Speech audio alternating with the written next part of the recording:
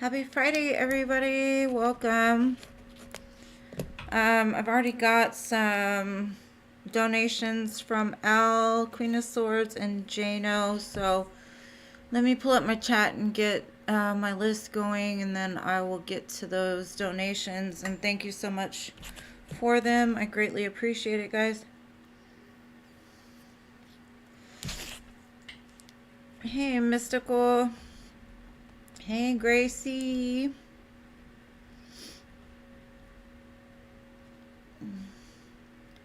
Jano, Enzo, C.A. Cutie, Manice. Excuse my nose, I'm sorry. I'm coming down with the cold again. Hi, Isis. Welcome, girl. Lalima, Al, Mike. Hey, Noah. My love, how you been? Noah, by the way, you won the giveaway for the free reading, so hit me up in my email and I'll let you know how to get that. Queen of Swords, hello, love. Thank y'all for your donations. Glorious, hello. Thank you.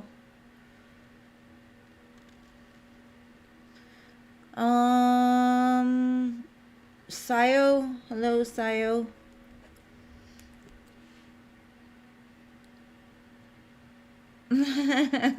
Thank you. Good to see you all too. I'm sorry I don't know how to pronounce that one name. Oh, thank you, Noah. Paula. Did I miss you, boo? Hello, Paula. Vitamin C, D, and zinc ASAP. I know. I've been taking vitamins, so it's not lack of vitamins. I think it's the cold and hot. I want to be in the castle behind me, too. You're not the only one. Alright, if y'all are in here, please make sure to hit that like button. It helps me.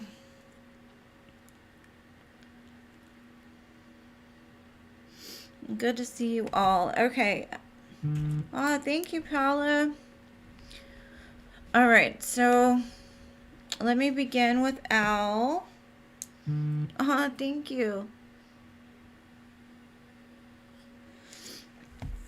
It's been a long time since I seen you last. No, I didn't know if you'd ever be able to claim your free reading.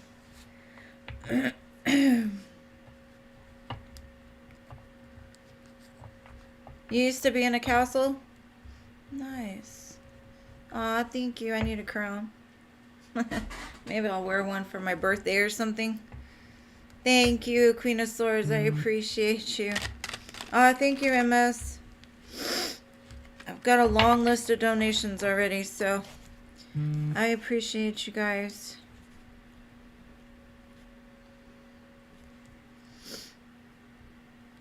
All right. Thanks, love. Thank you. I got you. Oh, it's okay. I think, I don't know. My allergies don't like all this back and forth with the weather. Like yesterday it was 77 and today it's like 40. So it's just that back and forth that just messes with me. And I wouldn't say it's like a cold. I'd just say I'm sniffling a lot. So I'm sorry that y'all have to listen to it. Alright, so I'm going to begin with Al.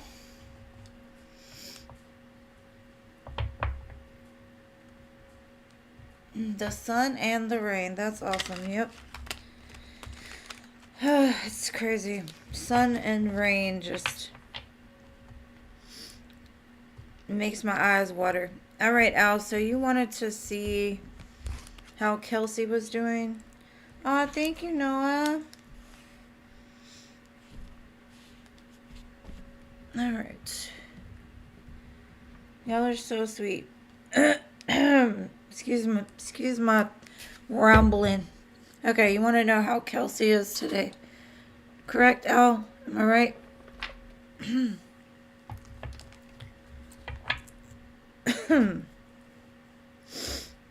Okay. How is Kelsey doing today?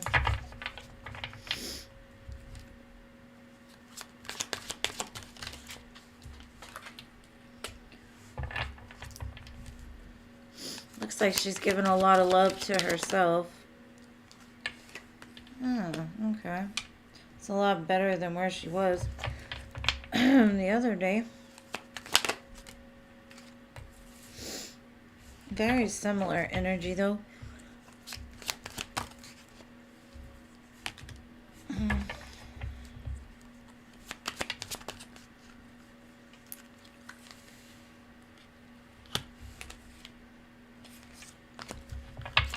Okay.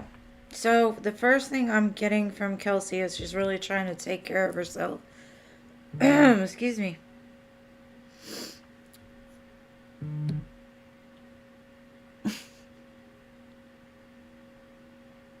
Aw.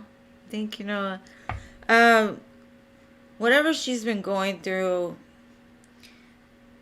all the fighting and arguing and just this mess she's been in, feeling invisible, not being seen. It's almost fueled her up like a phoenix. So she's taking care of herself, trying to rise again, finding her soul tribe, like-minded people to lean on. Let's see. What else is she up to? Okay.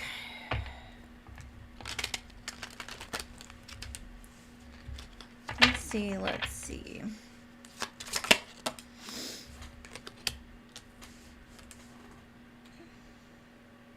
It looks like she's laying down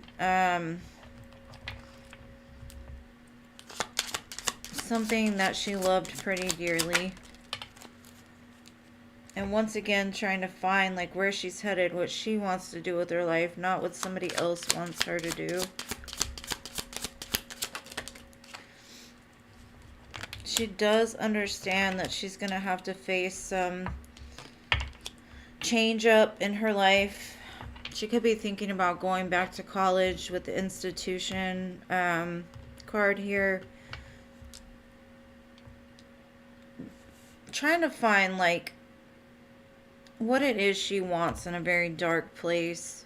Focused on where she wants to go. She could be even writing a letter, possibly like trying to get back in school or something like that.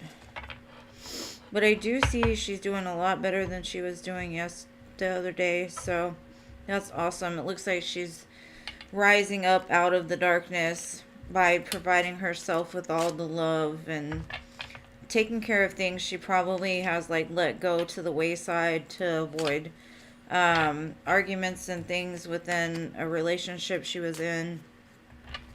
She's kind of pulling her life back again. So that's very positive. So hopefully that answered your question, love. Thank you again for your donation. And next, it's Queen of Swords. I got you down for 2, boo. Just let me know what your questions are. And if I missed anybody, hey, welcome. Hello and welcome.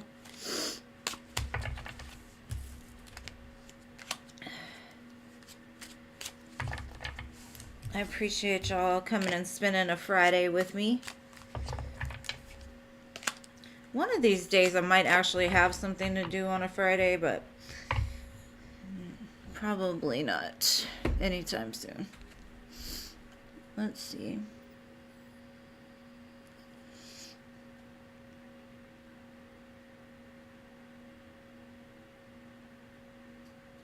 Yeah, MS, I have you after Paula. Because I still have 2 questions from Queen of Swords. Jano, Paula has 2. You have 1, and then Noah. So that's the donation list.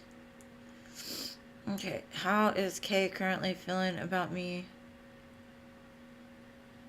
Hey, girl, hey. Excuse me. All right, let's see. How is Kay feeling after this last text message you sent?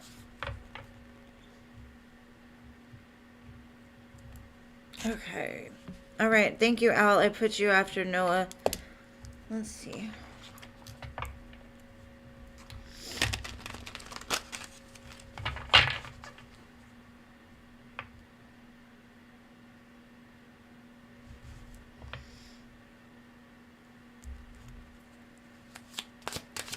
Siri, shh.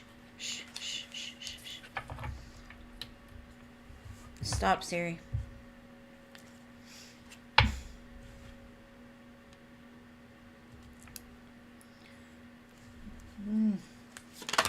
Me and Siri.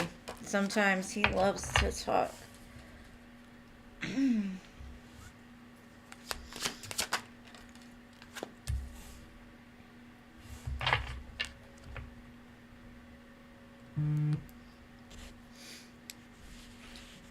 Siri, stop. And thank you, Jessica. I appreciate you. Sorry, I've got Siri in my ear trying to tell me all kinds of stuff. All right, Cresness, you're down after Al's question. Let's see. Okay, it looks like he wants to offer some sort of an apology or just something small. Something about the text message may have got him in his feelings, or he's recognizing possibly he got you in your feelings. There's some kind of like spiritual connection here. It looks almost like there's a structure of something that has been built over time. And I'm not seeing it as, because the Hierophant and the high Priestess together are a true match, right? But there's some kind of sadness attached to this connection. And it could be family, friend, whatever, but it's almost like this person wants to make up for some wrong or make up for something that had happened in between the two of you, possibly in regards to the message that you sent.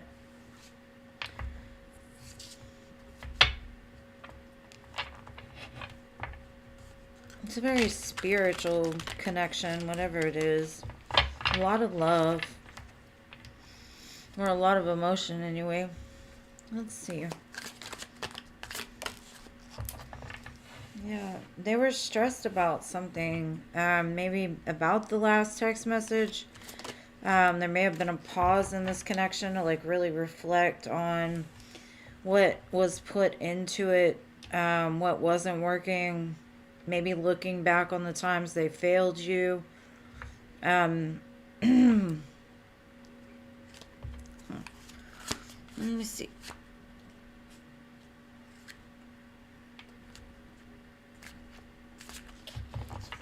Hold on. I'm confused. Okay. Sorry.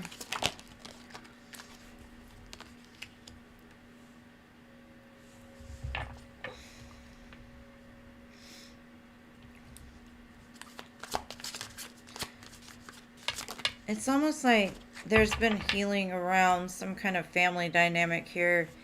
And there's a lot of force, so it's all about like restoring the stability. They want to like heal it and restore it.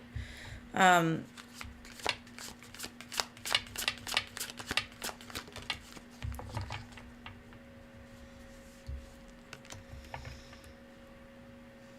just see there was some kind of conflict or some kind of misunderstanding.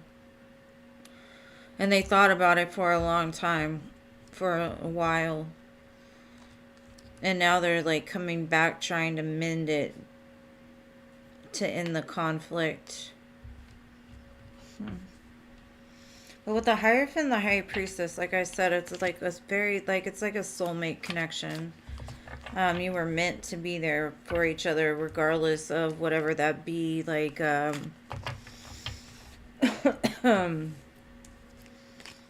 like a friendship, family, friend, lover.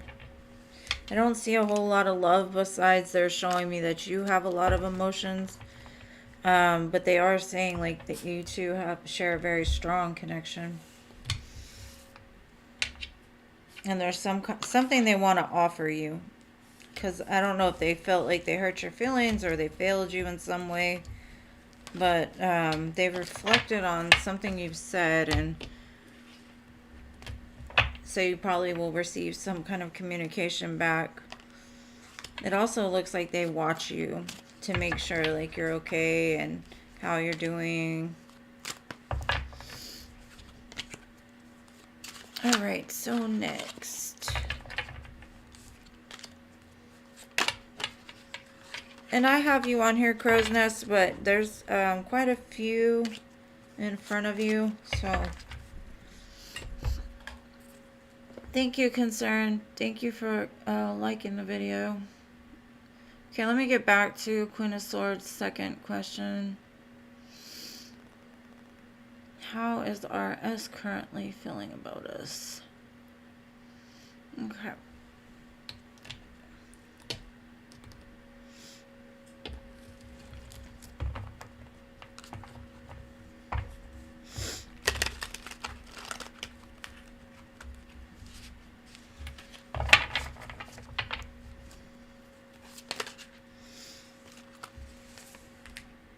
That's too many cards. One at a time, please, Spirit.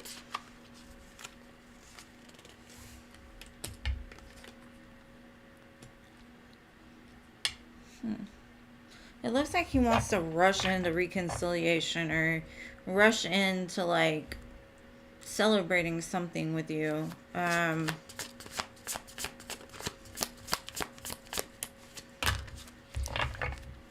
Gives me like a reconciliation.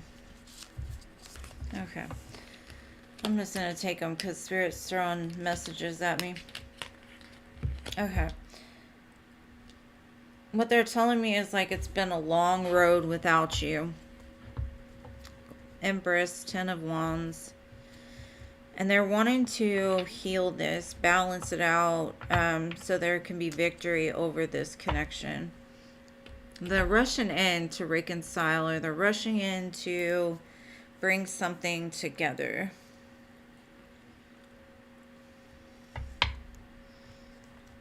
Because what they're telling me is like you're their empress and they know it. Like maybe they've had to struggle being away from you, or it's been a struggle being away from you. I got two cards of like reconciliation. It looks like they're not thinking before they say anything. They're just rushing in to tell you. It's saying like they've been through some kind of spiritual awakening within their life. Learned a lot of lessons. They have admired you from a distance. You're very attractive. You give them butterflies. It definitely says they're your ex-lover. Memories, the past. They're very nostalgic. Possibly wanting to travel with you. And they say, sure, like being away from you was like fun. You know what I mean? They kind of did, you know, went out and partied and did whatever, but it was still like it just wasn't fulfilling without you there.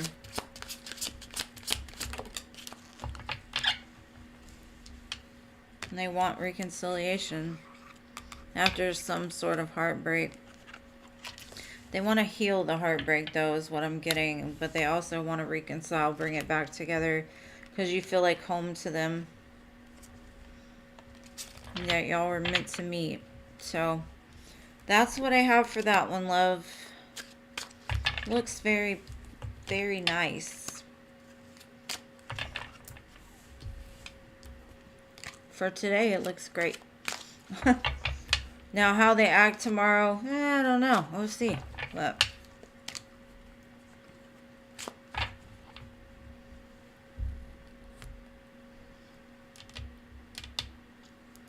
thank you. I'm trying to like the cherry blossom thing for like the Chinese New Year, and then Valentine's Day, pink, and the XOXO.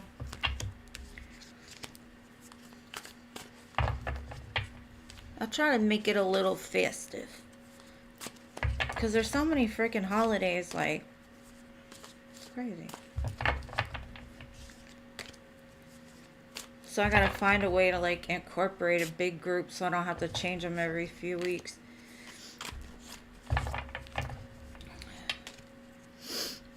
Okay, so Jano, you are next, love. Where are you at? And I hope that helped, Queen of Swords, and thank you so much for trusting me to read for you.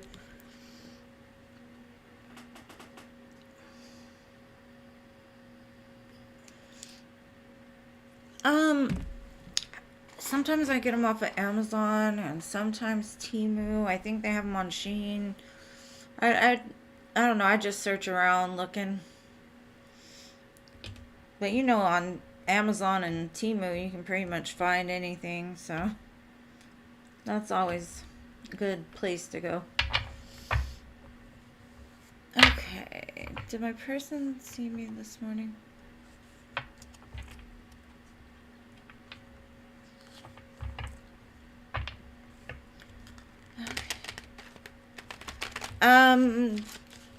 Paula has 2 questions after Jano, and then there's MS, and then Noah, and then Al has another one. So 1, 2, 3, 4, 5 ahead of you still after Jano. So everybody jumped on quick today. Alright, Jano, let's see. Did your person see you this morning? Let's see.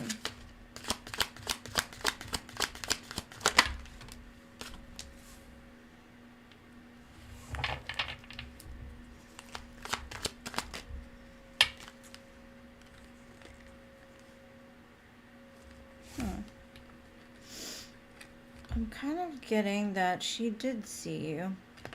Either she was on her way to work. Like, she was in a really big hurry, though. But she did, because I've got the Queen of Cups, 10 of Pentacles. I think seeing you gave her a sense of remembrance, and then I got the 10 of... No, the Lovers at the bottom, so... Maybe she hasn't seen you in a while, and she was like, I was just going about my business. On my way to work, in a hurry. And there, I see him. Okay, hold on. Let me see.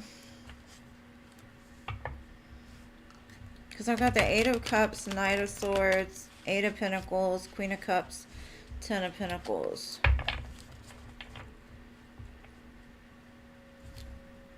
Either that or she might have been on the way to get coffee.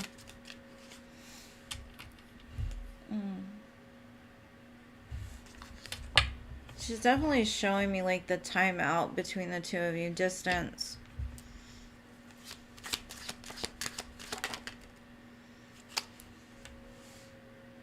She's almost saying she's open to receive communication, like she wished that y'all would have crossed paths in a different way where the two of you could have communicated.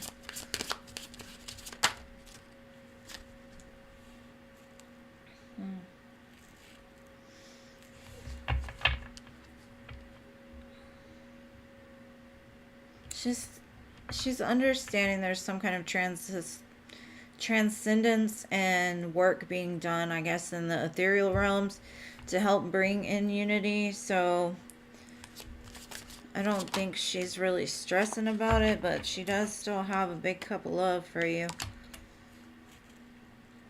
And like part of her wants to express it though, or like it's almost like she wants to jump from one place to the next, like, but she also understands that she's got a fragmented soul, like she's had a lot of loss in her life, and she does have to deal with that in order to get to that 10 of Pentacles. Like she's got to be at the 9 of Pentacles, right? Or the 9 of Cups, loving herself, doing right by herself, knowing her self-worth, before she could accept the cup, right? So, yeah, she definitely did see you. And she almost wishes, like, y'all would have seen each other in another way, not just, like, passing ships in the night. But it did bring forth some kind of memory, nostalgia, happiness within her, so that's very positive. She showed me the Twinflame card.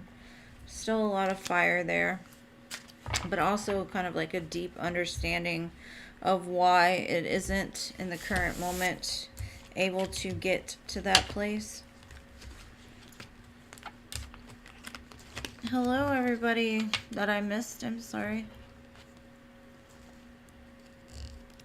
Right there. There it is. There it is. There it is.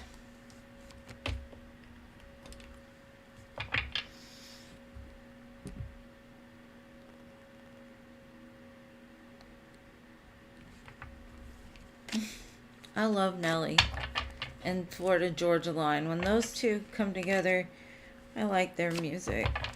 But I had to pass it because I would have just gotten too hyped. Alright. Thank you again for your donation, Jano, and I hope it resonated.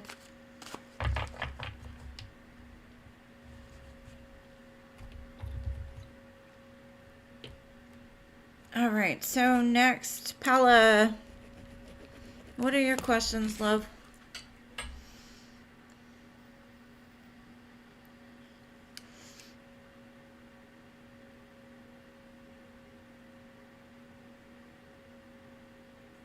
General love, okay.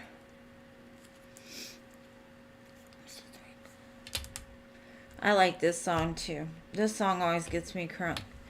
Man in the Mirror by Michael Jackson.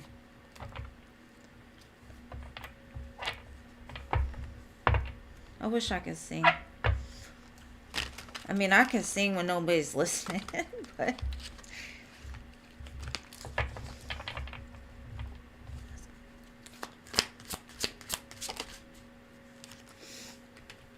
Oh, Paula, did you get your hair done or something? Buy you a nice outfit? Because I'm seeing, like, you're radiating that fire.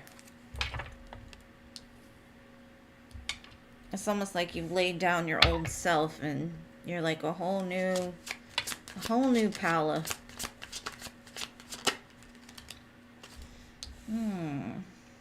Something from the past is coming back around.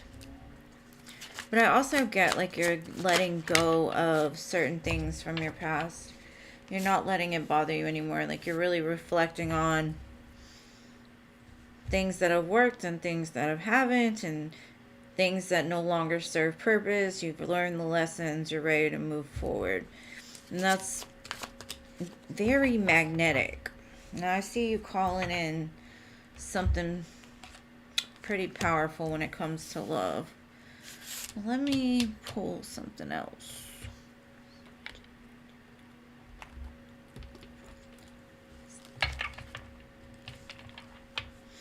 No message could have been any clearer.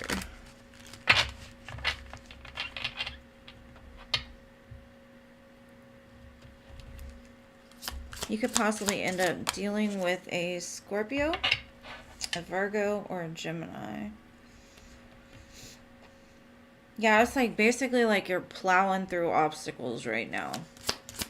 You may not feel like it. You may feel that they're like bigger than they are. I see children coming from either the person that's coming in for you, or this is somebody you've known since you were like a child, very young. This person is your destiny and true love. Pure love, true love, honest connection, and it's from the past. Destiny. You would possibly have to travel for this person to get to where they are. And that could have been what has been holding it. Thank you, MS. I appreciate you, boo. There's a lot of passion here. A lot of passion. Like, this is a chemistry. Oh, and then I've also got new love, long distance, dating queen. So you might actually have like two pretty good choices coming in for you, boo. But I think they might both even be at a distance from you. Like there would have to be travel in order to have passion together. But the good thing about things that are long distance is it gives you time to connect and build like a friendship, a bond, really get to know them before moving forward. So that's what I got for you, love. Let me get to your second question and shuffle these back in. Hold on. Okay. How will your dates go? How many dates do you have? I saw dating queen, so I'm telling you, I see you buying outfits and like new perfume, getting your hair done or whatever. And you're like, you're radiating the fire.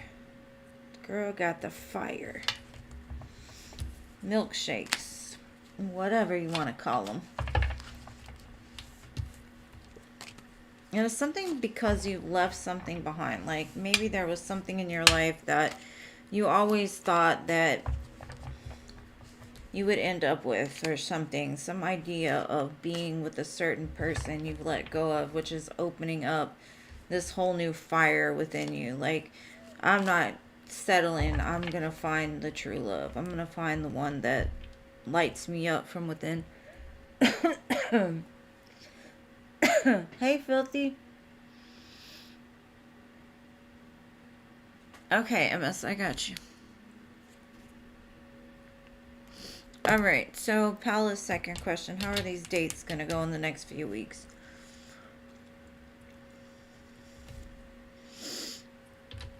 Let's see.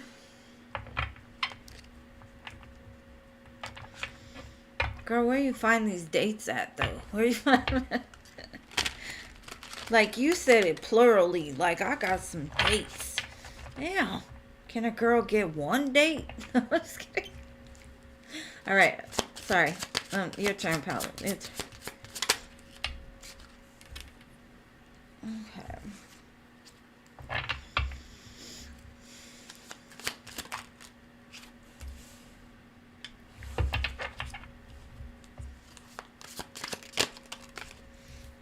Is one of them a Scorpio or a Libra?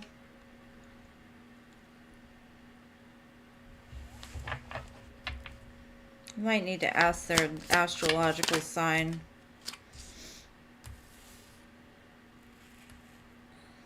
I keep seeing the past returning.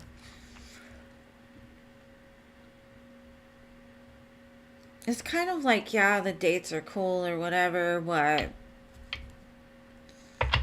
there's a King of Wands that, like, really is calling for your attention from, like, a distance. It's almost... I just have to tell you that, okay? I definitely feel like that is somebody wanting a new beginning with you after you walked away from them. I'm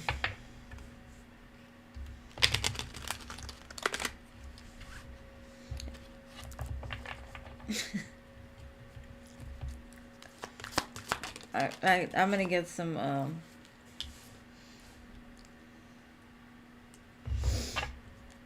okay.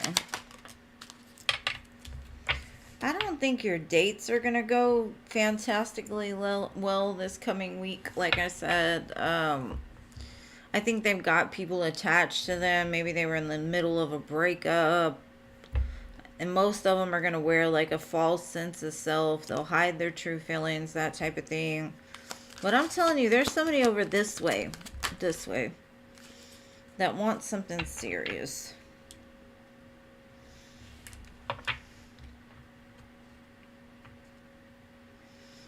I think maybe if you go on like a coffee date,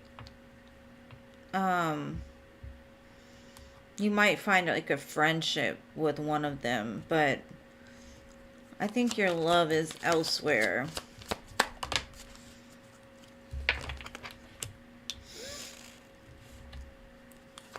It keeps showing me that.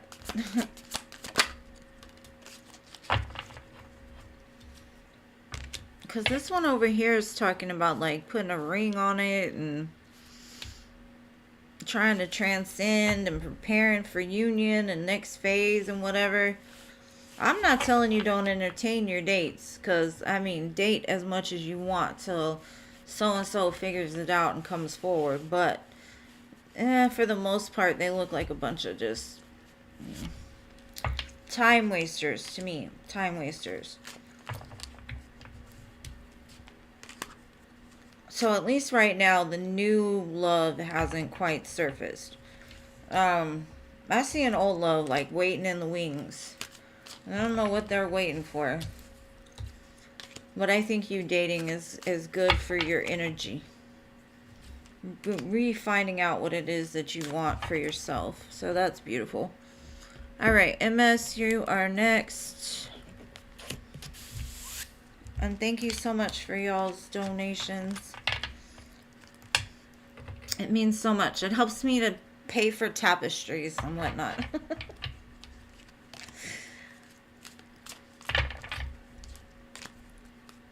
Tapestries and tarot cards with Trish. The 3 T's.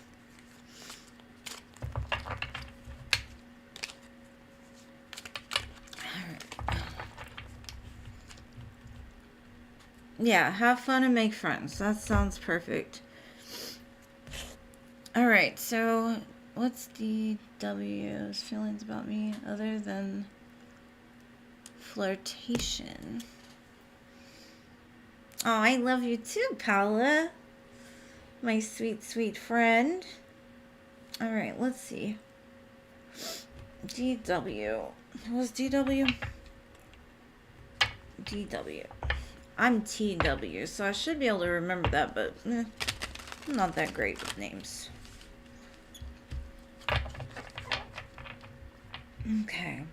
How does DW feel about MS besides flirtation? Let's see.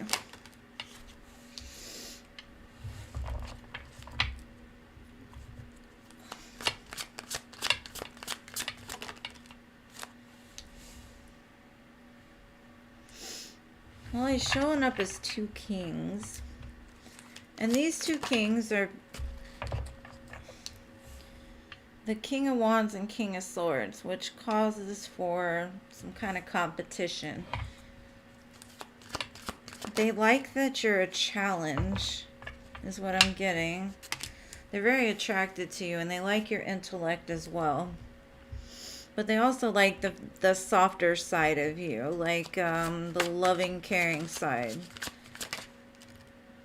Ooh. Something about you brings out the worst in them. It's kind of what they're telling me. Like, okay, no, I'm not gonna say it like that. You're a very big temptation to them. Like, they have to fight some of their demons to stay away. Interesting. Let's see. I'm gonna try to figure this out.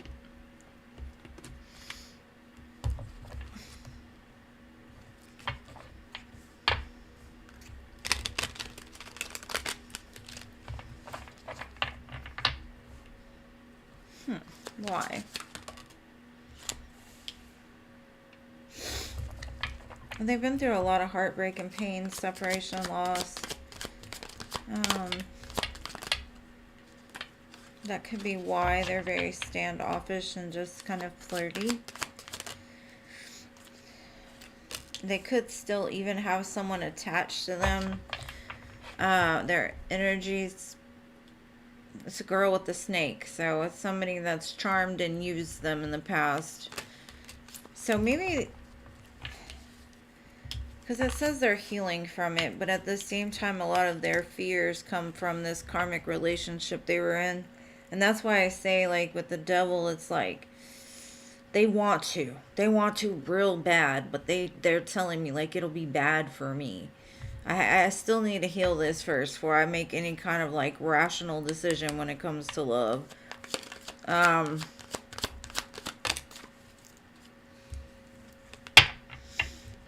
yeah, it's that passion. Something, there's some kind of chemistry between the two of you that they just, it drives them crazy. I don't even see strength here, so I don't know why they haven't made a move. I just see they've got a lot of conflict in their mind, like, but she's a nice girl. She's, and then part of them's like, no. I remember when I felt like this before. It did me bad, kind of thing. So they're still repeating like old thought patterns. So possibly when they heal, they'll be able to overcome that devil, or at least address the devil as being like, oh, well, I'm just really attracted to them. It's not because she wants to put a knife in my back or slip my tires or put a snake in the bed, but I don't know. They got some past trauma from somebody. He's still tutoring, yeah.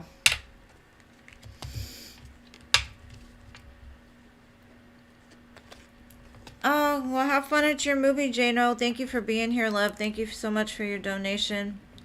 Enjoy your movie. Well, maybe once the tutoring is over, it'll be able to be expressed a little bit more. But for now, he's like, because maybe he got in trouble for that kind of thing before or something. I don't know. I just see he's having a bad reaction to something that happened. And you're tempting him to go back to the dark side. All right, next question.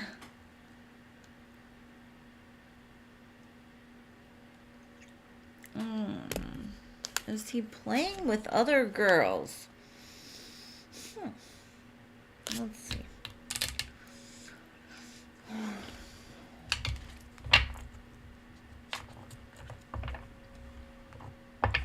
Flirting, sexting, texting, dating, hooking up, that type of thing. Let's see. Oh.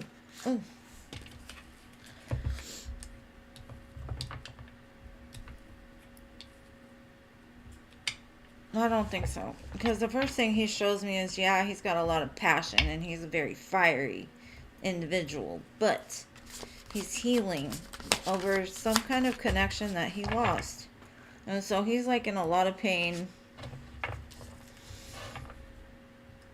So I definitely do not see anybody else. He stresses a lot.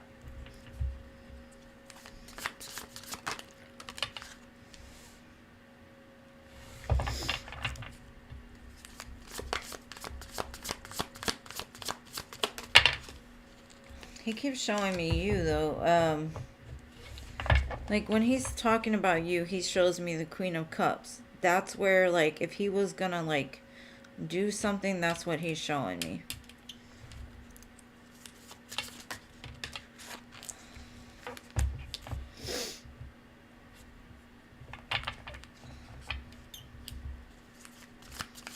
He does a lot for his family, though.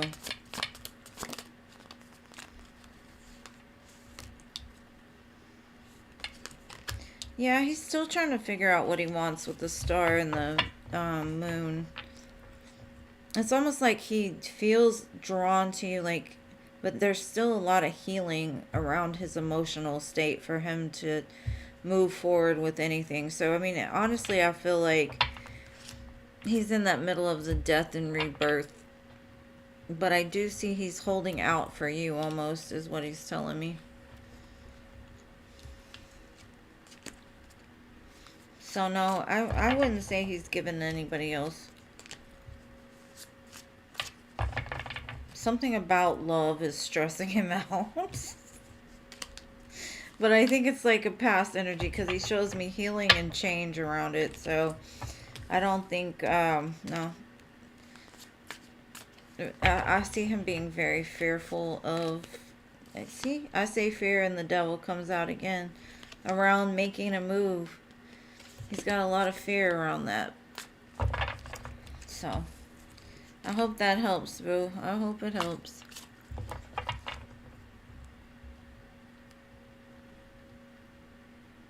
Yeah, I see that. He's got a lot going on, but he's also got some stuff he's dealing with on the inside because of something that happened in the past. But like I said, there's fear around starting something with you. But if he's gonna start something, that's what he's telling me he wants to do. But he's gonna wait till whatever's done, you know, to where he can do it healthily.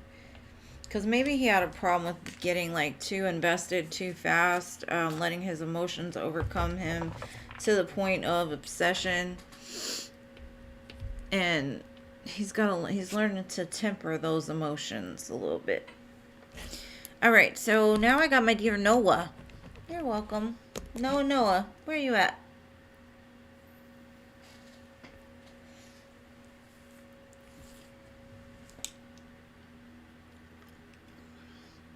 Noah.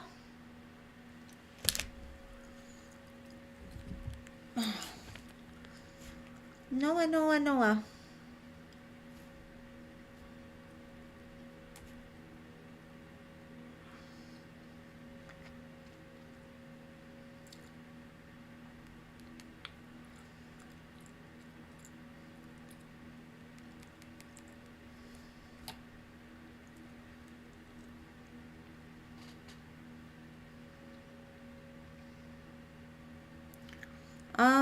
Paul, the free list is closed, boo, for today. Come back on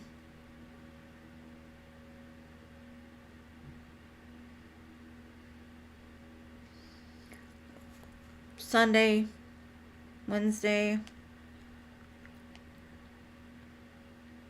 No.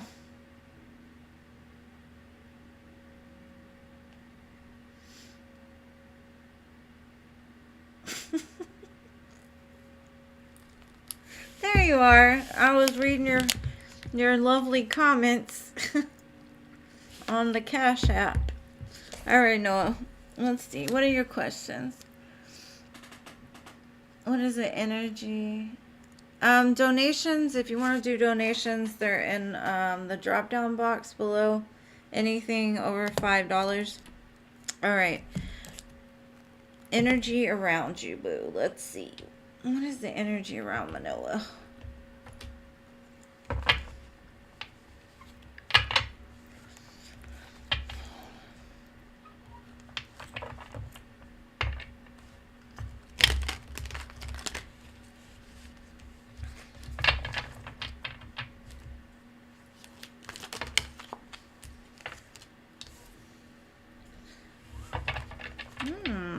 Queen of Wands. Do you know a fiery woman around you? Oh, somebody walked away from.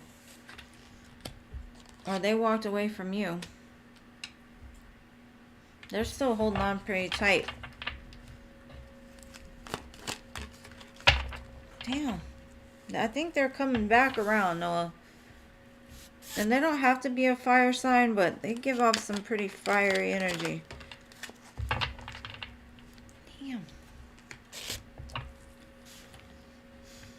I need to clarify this because there's a lot of pain attached to this connection.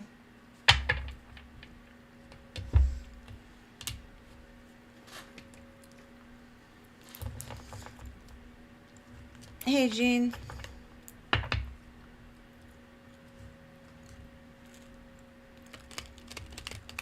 Okay, tell me the second part. So.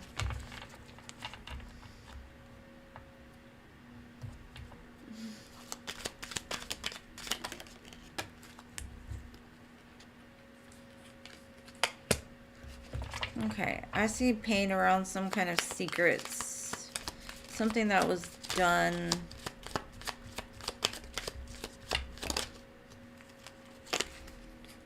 Possibly in regards to another person. Were you cheating on this person, Noah?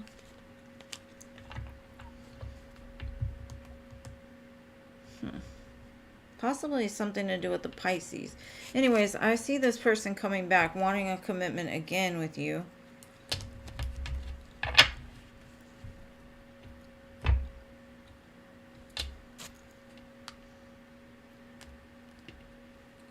Let's see.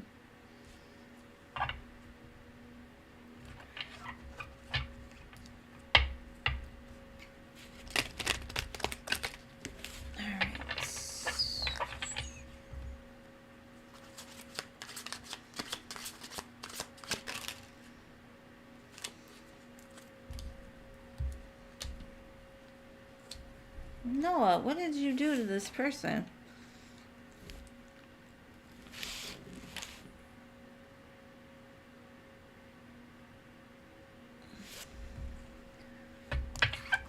Kind of what the energy that's around you is basically like you're at a crossroads. Basically, do you want this person or do you want to play the field and like just hook up with them?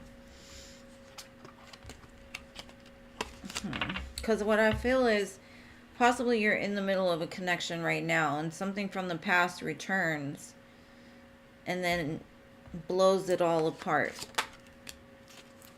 I keep getting like between the lines, like you're still dabbling in the future and the past.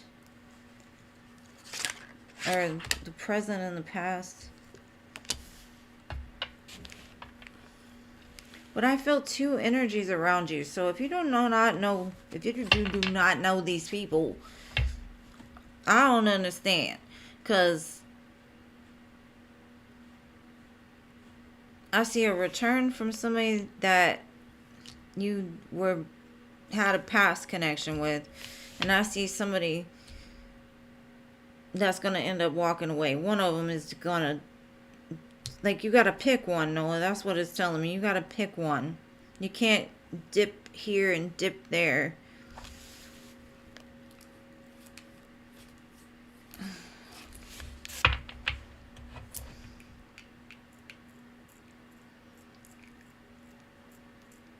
Oh, okay.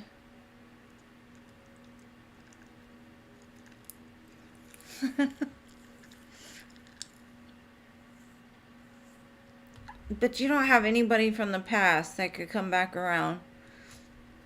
And if it's not somebody, it's like this person is just like an on and off hookup kind of energy. Like it leaves and then it comes back. It leaves and then it comes back. Very strange.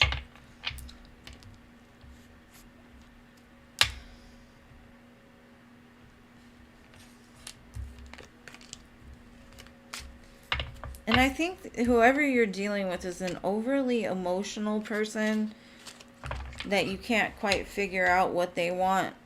Their emotions run so deep. Like sometimes they're very loving and sometimes they're like, you hurt my feelings real bad and you don't even know what you did. Because I see you showing me like, I'm just playing the field. I'm doing what I'm doing. And they're like, oh, I'm going to marry this man and blah, blah, blah. You don't know them? Okay, cool. I'm glad they resonated. You don't know them. Okay. Well, then they're coming, so I'm not sure. The only thing I can say, Noah, is if there's something from the past that's going to keep coming back over and over until you, like, finally break that cycle. Because there's got to be somebody that you were in love with or something from the past. Because it shows up very clearly. And there's some kind of cycle you're going to keep going around with, but I'd just leave it alone. Okay. But to me, if I had to tell you if this person was like a soulmate or whatever, I would say it's like a karmic partner. Because there's a lot of love, but there's a lot of pain associated with it. And the fact that it goes away and comes back, goes away and comes back.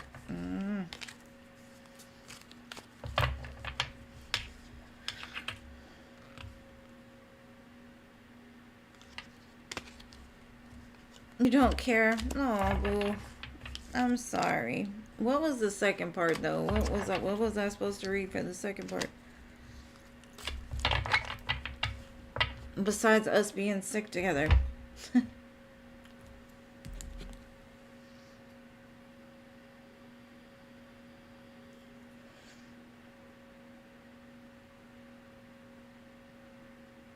Okay.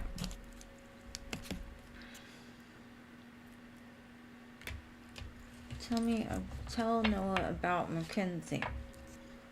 Let's see.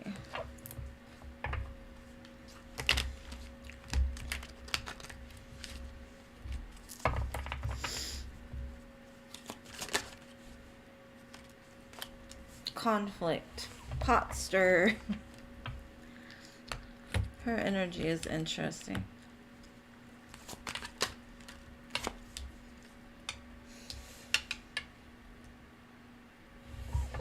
There's too many people involved, Noah. Who are these people? I don't know if it's her friends, your family. There's just a lot of people. All these cards. 10 of Wands. Because I see reconciliation energy, okay? I see that the two of you could work on building something together, but something about it just is very heavy. It's like a problem, or it's hard to get it going anywhere. There's always a blockage or something there. I don't know, Noah. Let's see.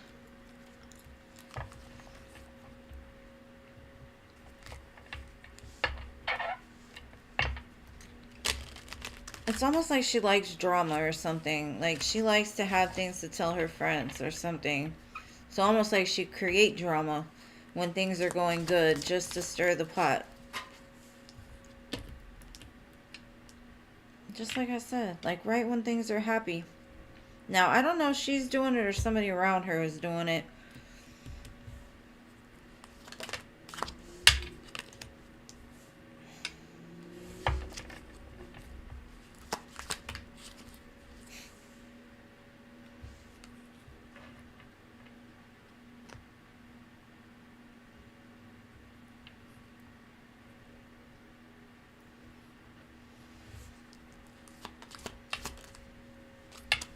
I don't know, y'all's chemistry is very strong. You're very magnetically attracted to one another.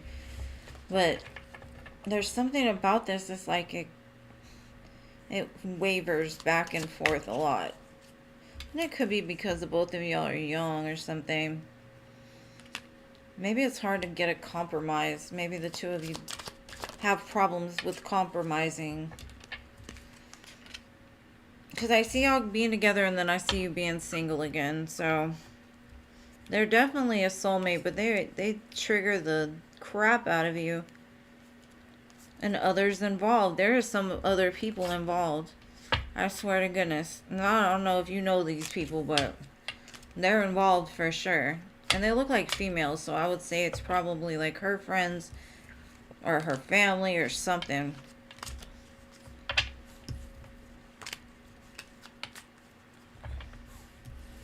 I don't know, Noah.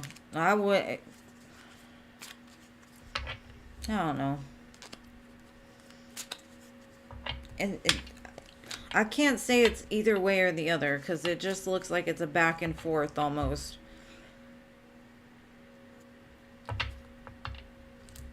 I think she needs to work on balancing her emotions out a little bit, because she's a lot. I'm overwhelmed doing this reading, and I'm like, what are you trying to tell me though? Like, she likes to go out and have fun and be messy and cause conflict, but she wants to build something with you, which causes you to have like a lot of overburdened feelings towards her. And I think you're gonna get to the point you're like, I'm just gonna go do me and find something more stable and grounded, because this ain't it when it comes to stable and grounded. Or at least not right now.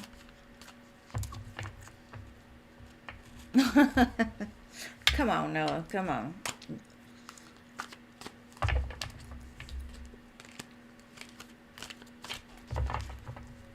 All right. So, Al.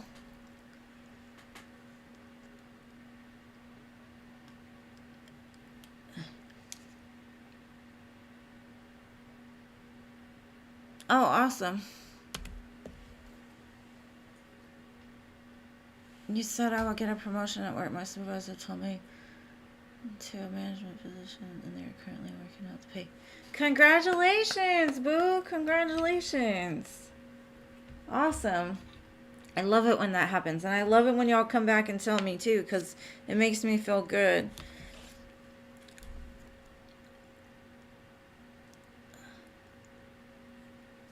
Man, do I try. I try. And I try to stay as connected and grounded as possible, so I'm glad that y'all get something from my readings. And it means a lot when y'all come and tell me too, so thank you. And congratulations. That's awesome. I'm excited for you. All right, so Al. Yes, email me because you did win that subscriber surprise, so you get a free reading from me, Noah. All right, Al. Aw, thank you. I'm gonna try. It's not, I don't even think it's like sick. It's this weather. My body has a hard time catching up. All right, how is Kelsey feeling about Al today?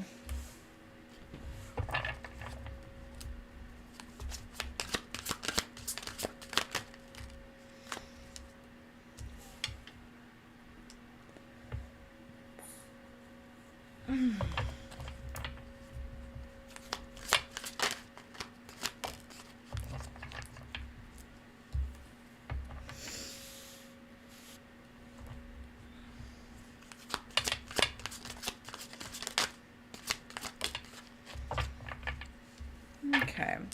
So the first thing I'm getting out is her main focus right now is like re-establishing her stability, her happiness. She does show me that she wants to do something towards you. That sounds nasty, but like she wants to reach out to you or something like that, but she holds back because she's got a lot of fear.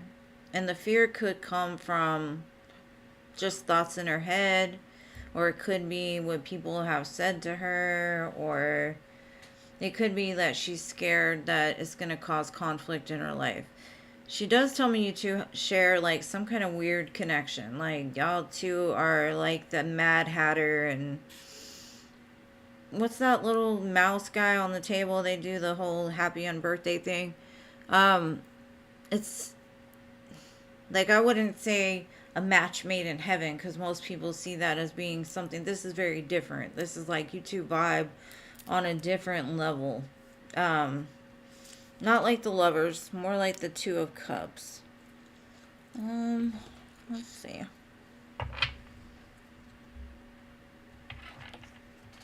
Aw, thank you, Noah. Be sick for me. I don't want you to be sick for me. I'd rather just, I'm used to it. I'm used to it. It's okay. I got this. I'll be alright. But thank you for offering. Yeah, it shows Kelsey is mainly healing right now. Her wounds, like I said, that fear is pretty high strung when it comes to making any kind of action. She holds back.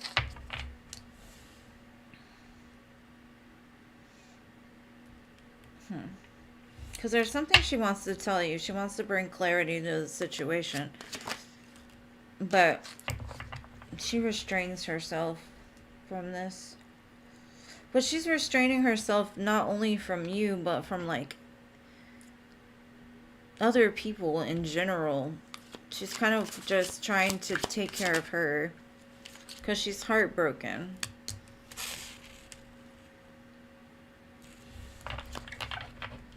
She feels betrayed and hurt.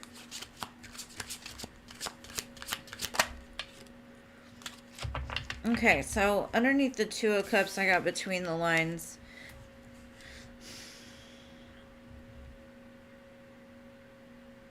It's almost like I said, it's a very serious. Shh. Thank you. like I said, the connection is very strange. She doesn't quite understand it yet. She's kind of in between, like, I don't know what this is. She does want to find out, but she got other stuff going on, so just let her intuition guide her and let it guide you as well. But very positive, I would say. I just don't see her really focused on you. She's more focused on her, which is important because, you know, that's what she should be doing. Most young people don't take the time to do that, so that's good to see.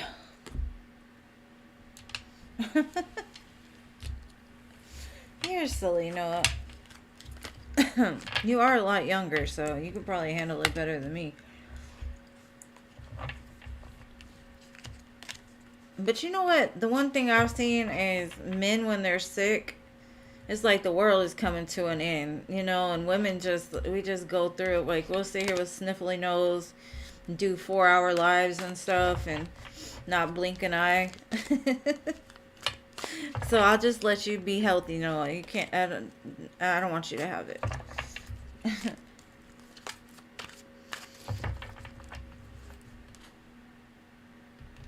I hope that helped, Al. And Jessica, your turn finally.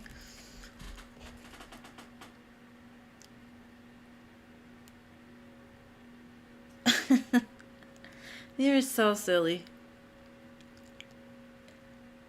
And yes, if anybody is in here that has not liked the video, please like it. Please. Please. I ask you very nicely. Thank you.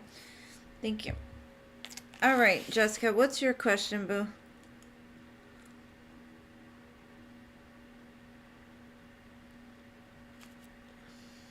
There you are.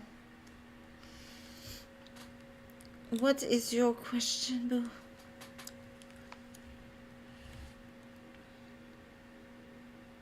I'm still very excited for Queen of Swords. Yay. General for near future, whether it's love or finance. Okay. Let me do a quick little Celtic cross for you.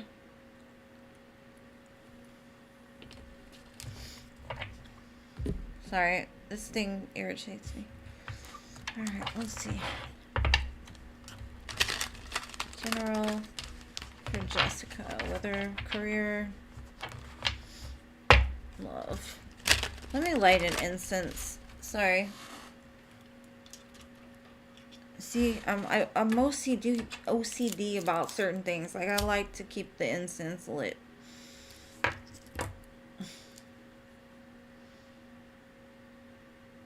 Especially when I'm trying to tap into energy, it helps me.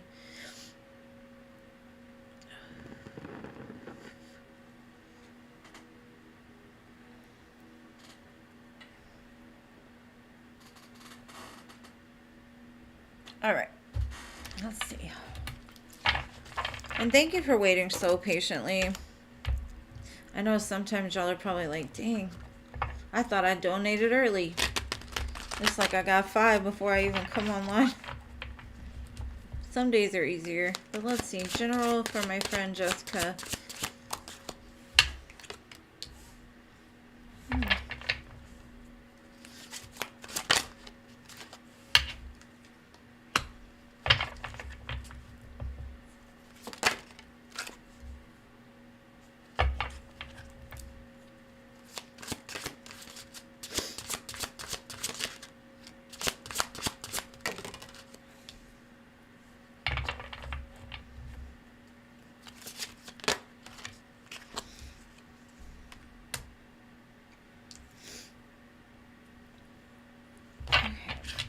So the first thing I'm seeing is like you pulling your power back to you.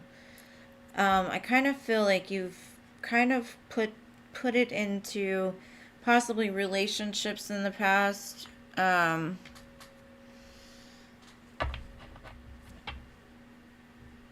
see 2 particular people, and I don't know which one's new or which one's old. But I've got a King of Pentacles and a King of Cups. And if this hasn't happened yet, I do kind of see like you're manifesting this. And you're not expecting what is coming for sure. I do see the Tower. In the past, you may have been communicating with one of these people. Things might have started to move forward from a stagnant space into something more productive. Now, there's a Ten of Wands that you're not expecting, but I'm gonna get some clarifiers and kind of see why. See.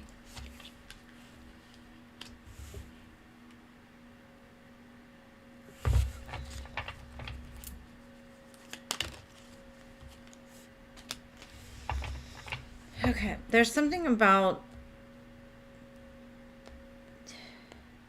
in the current moment, it's like you're waiting for something to change because you don't feel that you've got enough money, or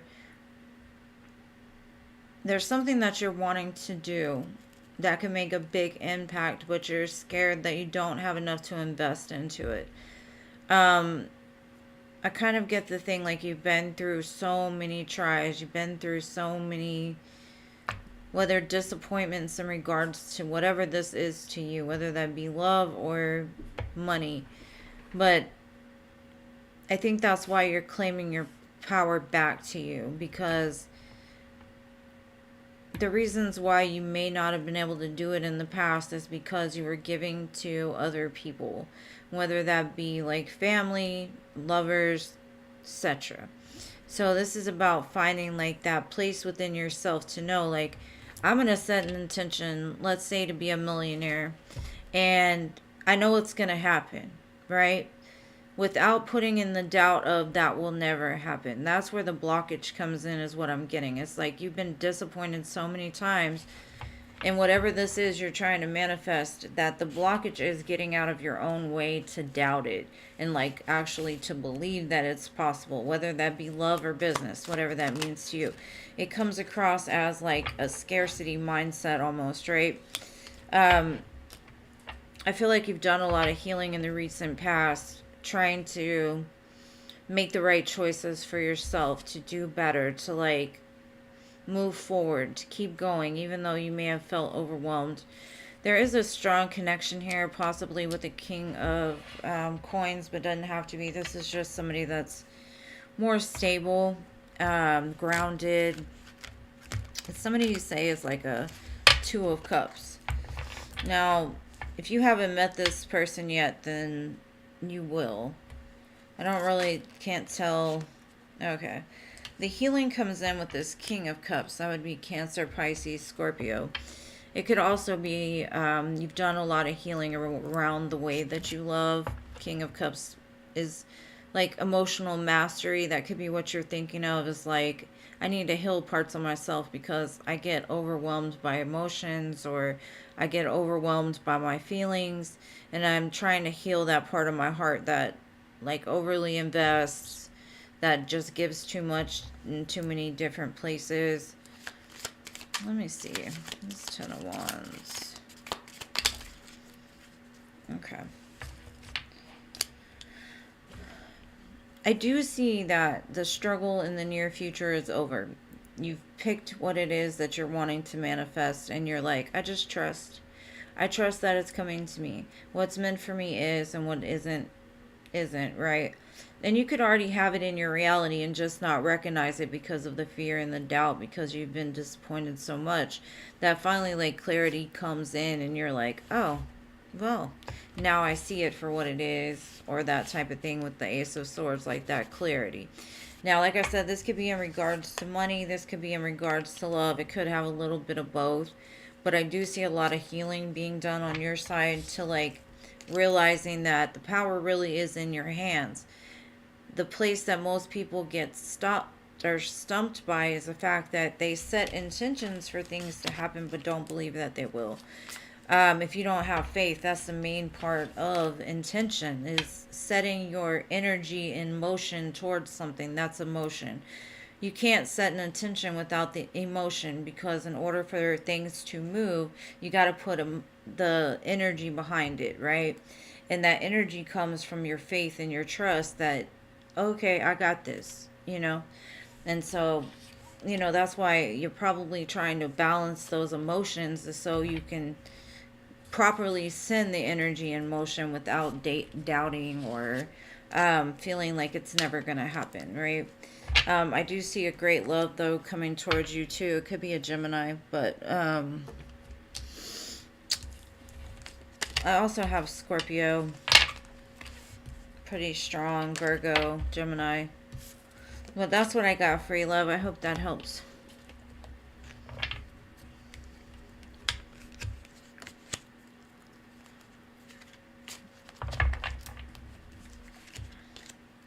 All right, so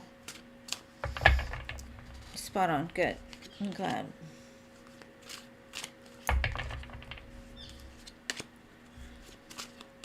It's really having faith in yourself that you're going to be willing to do what's necessary to get there, you know?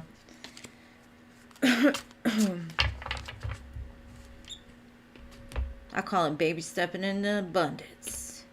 Energy and motion. All right, Chris Leo, next actions towards you.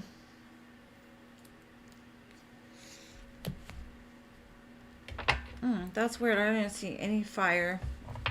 Well, I saw it in the past, I guess, with the 8 of Wands. Huh. Let's see. Chris Leo.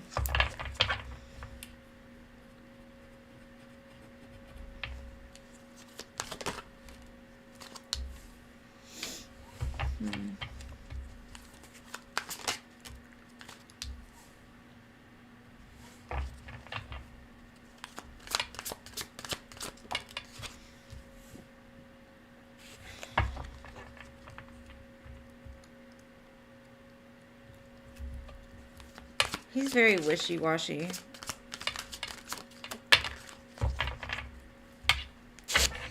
And to be honest, it could be because he's dealing with somebody else. And I don't like to say that, but he doesn't necessarily have to be physically dealing with somebody else, but I do see he's connected to somebody else, energetic wise. He's got a tendency to have everything that he wants, like I feel that he has with you, with the 4 of Wands. He's very passionate about you, right? But part of him always says, like, the toxic part, like, oh, there's just other options out there, so let me just pull back. And then he's like, no, I want to work on it. No, I'm going to pull back. And it stems from some sense of fear. I can't quite see what his fear is, but I think it's just the options confuse him. And that happens a lot with, like, younger men. I noticed older men too, I guess, dependent. Maybe they've never gotten to the place of actually wanting to, like, set ground, or like he's showing with you the 4 of Wands, King of Wands, like he wants to do that. But then another part of him, that devil on his shoulder, says, but there's all these options, like, are you sure this is what you want?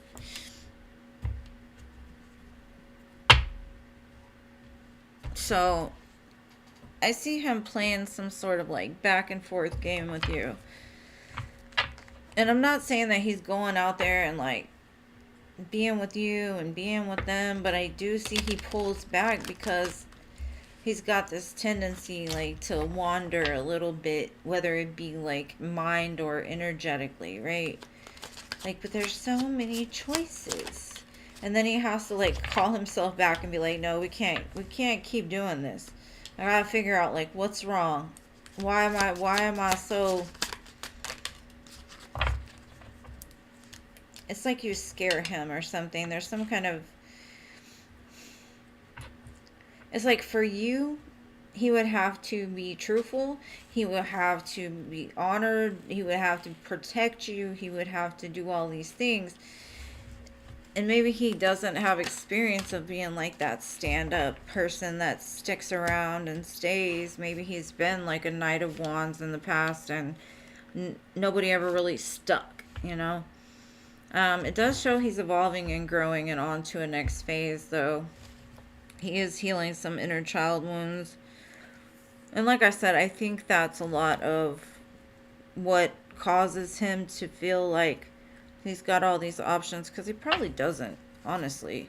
It's just that devil saying, are you sure this is the one? Are you sure? Because there's all these options. Like, look at the TV. Look at this. Look at that, you know. But I do feel like he's going to communicate some sort of emotion with you. Tell you how things are. I keep saying he might give you a teddy bear. Oh my gosh, I was just thinking about you the other day, Creeptopia. I was using my shiny deck and I was like, I have not seen her in forever. And then you show up. Thank you, boo. Yeah, and I think it stems from a place of him being like betrayed in the past. And he was like, F love, never again. And so every time he feels like it's somewhere he could plant his flag or whatever it is, he runs or retreats and then it comes back. That wishy-washy stuff. But that's what I got, boo. Yeah, he's definitely scared of commitment. Definitely. I'd say 120% scared. He wants it, though. Like, this is probably the most he's probably ever thought about it, is what I'm getting. Because he shows me the hermit. And the hermit doesn't just go in the cave because he's retreating from somebody. He goes in there to really figure out, like what am I going to do with this? How can I heal this? How can I make it right? So he's looking for clarity, you know, like it's not like he's just, I don't know, like letting the devil overtake him or the temptation overtake him. It's more of like, let me look at it and see why I do this, more so, right? Happy New Year. Yes. Hope to get a reading for 2024. I've got you, Creeptopia. Like I said, I was just thinking about you. Like yesterday or the day before. I was like, where is she at? Because I found the bag from the shiny cards. And I had seen the thing and I was like, I have not seen her in a while. Because I was cleaning up my desk and putting up the stuff. And there you are. You see how manifestation works? I just think about you and you come and see me.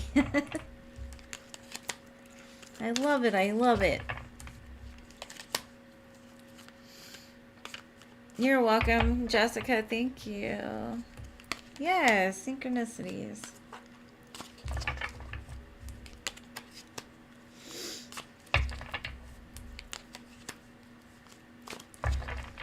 I mean, I think about, like, especially, like, when I don't see certain people for a long time, I'm like, wonder where they went.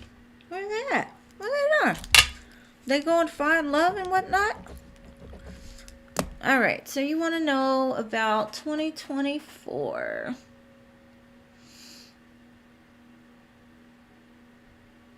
Oh, yeah, I got it right there, right up front. I always show people too. I'm like, I love this deck. It's so shiny. All right, let's see. 2024 for my dear friend. What can she expect? You know what?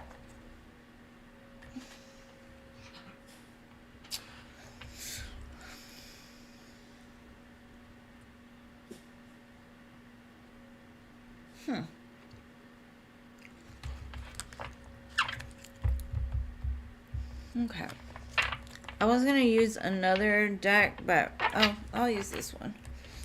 Something about, like, when I cleaned off my desk, I ended up leaving my cards somewhere else. Let's see.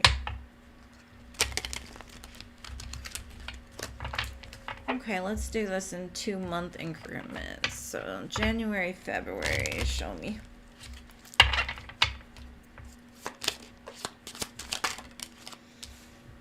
Some kind of connection. January, February. Some kind of love. March, April.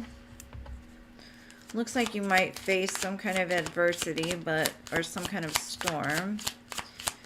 May, June. Overcoming. July, August. September, October. November, December. Okay. So there's some kind of connection, possibly like a Two of Cups. Something in regards to love, coming in January, February-ish. It is, February is Valentine's Day, so it might be in regards to possibly a date or dating. I don't know what this conflict is coming in February and March, but it looks like it'll clear up pretty fast. You might just come across some kind of, yeah, definitely this love. Let me just keep myself in line. Okay, so January, February, it's past love that comes back around, or you're dealing with them now, in order to bring some kind of justice towards you. They're coming in fast, though. Of course, January and February is right here. They're wanting to bring some sort of balance to your connection. February, March. What is this?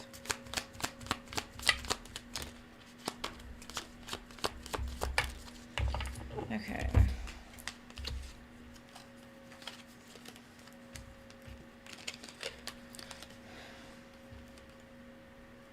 Okay, I see love in March and April as well. But I also see some kind of communication around your money. That could be like trying to find that balance. Like maybe you're in love or you're talking to somebody new. And so most of your attention is like directly on this person. So you can miss like a bill and your phone gets cut off. I see it being resolved pretty quick. Just like you have to kind of ground yourself back in, like, oh, I've got shit I need to take care of, I'm sorry, like, you know. So it's nothing big. Like I said, it's like almost like you get some rain and then it clears up really fast, like a passing little shower. But it's all around like some kind of love of yours. Like you're so wanting to like rush home or like rush around to be close to this person that you're forgetting like to stay grounded on your responsibilities. All right, so May, June.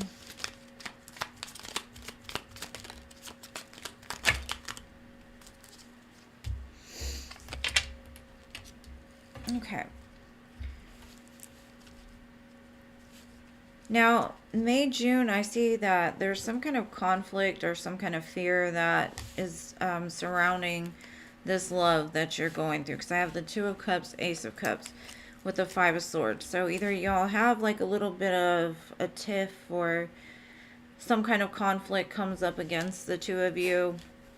I do see you overcoming it because the Bear to me is all about that strength and comfort, nurture. So I think that will be resolved pretty fast as well. The 15th of June could be significant for whatever that is that happens. And like I said, the love still remains. And I don't know who this person is to you, but I see a lot of truth and clarity. July, August, I got the Labyrinth, and that to me is like remembering to stay focused on the actual journey, not so much the destination. It's enjoying the lessons. Like when you go on a labyrinth, you turn left, you hit a block, and instead of being like, oh, I'll give up, you know, that type of thing, it's just about enjoying the moment. And I see that you're really enjoying the moment. Like you're just enjoying the ride. You have some places you want to end up, of course, but you're not rushing things. And I think that's surrounding like whatever this love is to you. Or if you're out there dating and meeting new people, you're just enjoying the moment. You're not thinking 15 years ahead or whatever. You're just really accepting that it's all about the journey, because we may never make it to the destination, and when we get to the destination, there'll be a new destination to make it to. So I see you enjoying it, and you really getting clarity about like where you want to go, and embracing that. Yeah, you may come across some blockages, but everything will work out. All right, so September, October, yeah. You got the park or the community. There could be something you're celebrating or wanting to celebrate around that time.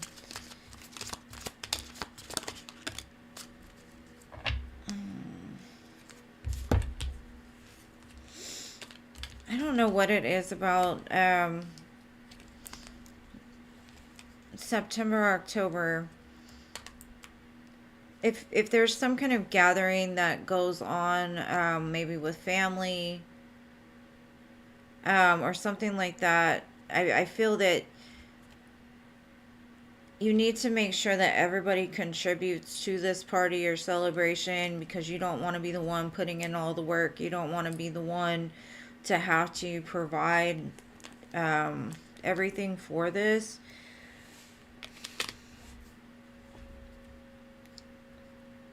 I'm trying to think. I think it has something to do with like a spiritual retreat or some kind of coming together.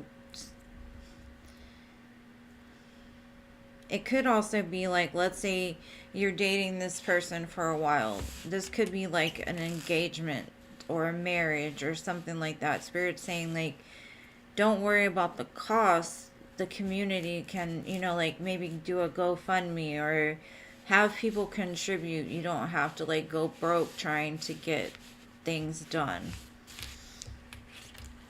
Because the Hierophant is there. And I know that's all about celebration, and so maybe you'd be celebrating an engagement or celebrating your connection. I keep getting this King of Wands for you. He's been popping up. Oh. You might actually be married by December. November, actually. In a courthouse. Because I see you healing something around, like giving, like leaving your old past in the past and starting fresh and new towards this Ten of Pentacles. And I've got this Tower here. Huh. It looks great. And I'm sorry, you said do a yearly thing, so that's what I got for you. And I know I did a whole extra, but I missed you, and you always are so kind with your donations, so I appreciate it. And I hope that helps. Normally you're working when I do this, just like Queen of Swords. So if somebody could just timestamp that in case she's not here still. I'm sorry, Jean.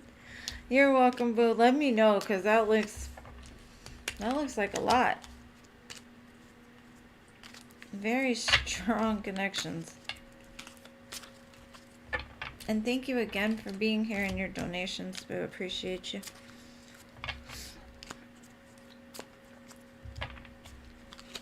All right, so Pippa. Thank you, Pippa. I got another donation. And I got two more. I got two for Pippa and Jeannie. Is that it, Jeannie? Thank you, thank you.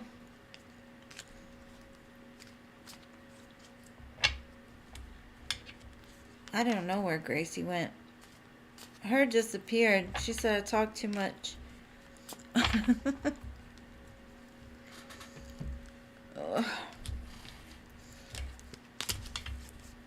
Okay, so who was asking about the free list?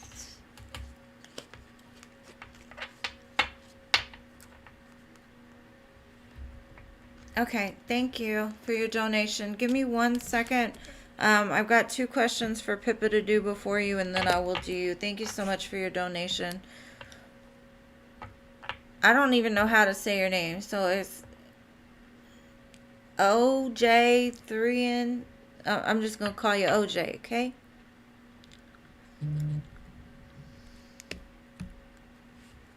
Hold on 1 second.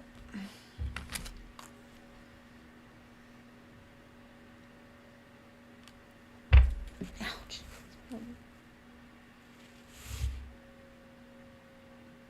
Yes, Pippa.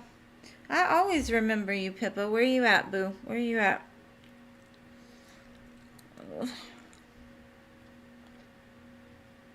I got you, love. I got you.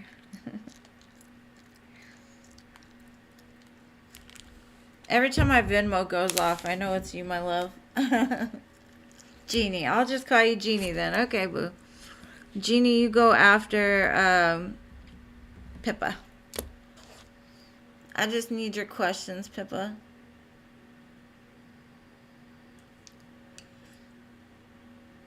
And I'm glad to have you here. Thank you, thank you. For subscribing or just joining the live today. I know I haven't seen you before, so welcome. Pippa, where you at, Pippa?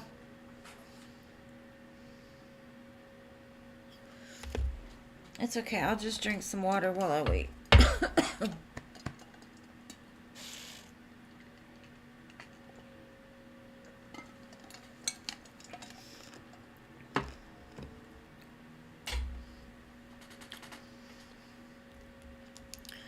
Maybe she got a lag on her end.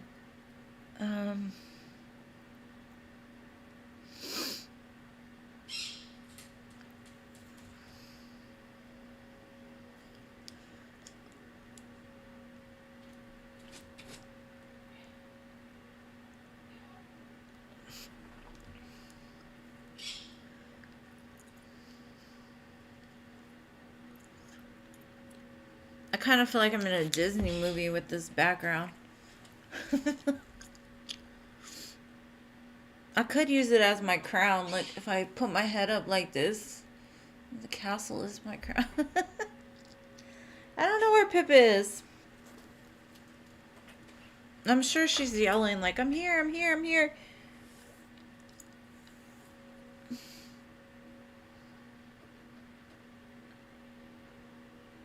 Oh, okay. Well, you know what, Jeannie? Go ahead and give me your questions. Give me your question and I'll read for you while I'm waiting for Pippa.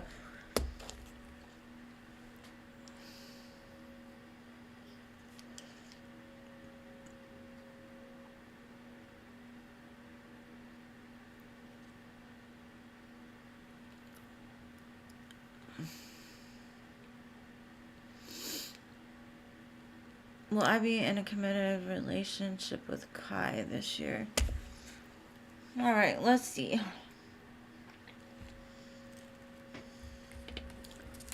Will Jeannie be in a committed relationship with Kai this year?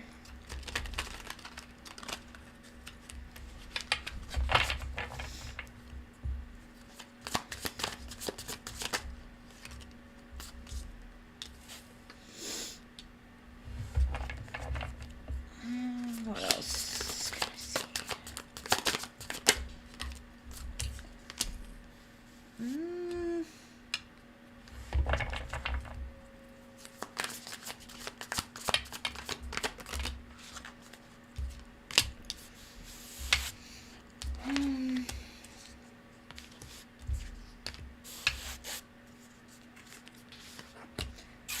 My first instinct would say no. I think you both have a lot of learning around your love languages. Maybe you're two very different, have two very different love languages. I do see you building something like dating or talking or passionate activities. I don't necessarily see commitment. I'm going to do some like clarifiers, but it looks like, in all honesty, it looks like you both have some healing to do as far as what you expect out of love, how to love. I don't know if you're young. You might be my age. I mean, I'm still learning, but I think Spirit's saying, like, don't get stuck in the construct of, like, when will we be committed? When will things move into that? Just think more of the more that you grow, the more that you'll not only attract healthy relationships to you, but you'll be a healthy partner as well. Um,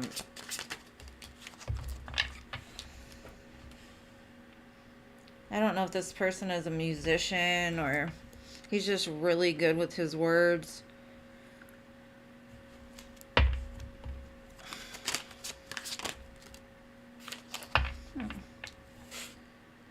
Kind of shows you're gonna have a new love show up for you, though. And that could be why this other one kind of plays out a little bit. Now, this person could be a new love of yours, right? I see that you're just in the honeymoon phase. Everything feels great, good. But I've also got moving on and new beginnings. So, I don't know. I see some kind of travel in the future, distance. Could be distance between you and this person, because when I see the Knight of Wands, especially next to the Eight of Swords, it's kind of like either you have a really big fear of somebody being in and out of your life, or maybe this is a long distance relationship that you have a lot of fears around, like, how can we make it work? Or is he out there seeing other people while we're communicating? That type of thing. Because I see some kind of distance. Yeah, you have a lot of fear in regards to, like, maybe the last person you were with did you pretty bad, or vice versa. Maybe he's the one with the fear, but there's some kind of healing that definitely needs to be done around the past in order for it to lead to a commitment. So I wouldn't say that this year will be the year for it, but I do see y'all, like, laying down some kind of, possibly, like, some kind of foundation. It seems very small, though. Like, I don't think you know this person too well. And if you do know this person well, then they're only willing to invest little pieces of themselves because of stuff that they've been through that they need to heal from first. They've got a lot of fears. And if this is what you want, it says trust in divine timing, because there's some other stuff going on with him. Internally, I guess. Could be externally, but doesn't really show much except for he gets stuck in his head with fear. Gives me real, like...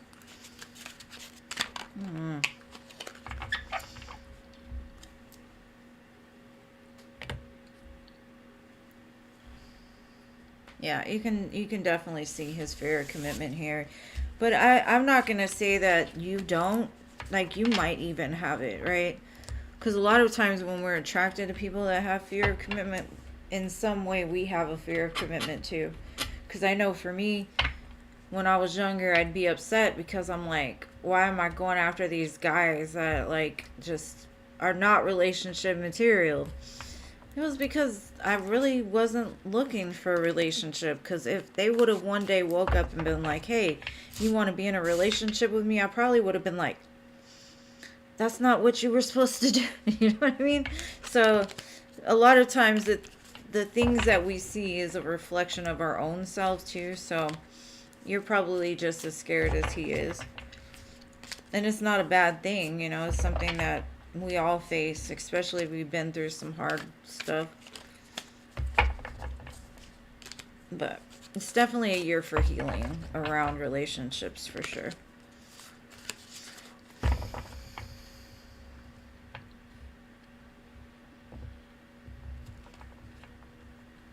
Yeah, I understand. I was with my ex-husband for a long time, and it took me 10 years to even date again. So I understand. I wish you the best, though. I really do. And thank you for joining us today. I appreciate you. All right, Pippa, I got you, boo. I was waiting for you, love. I was waiting for you.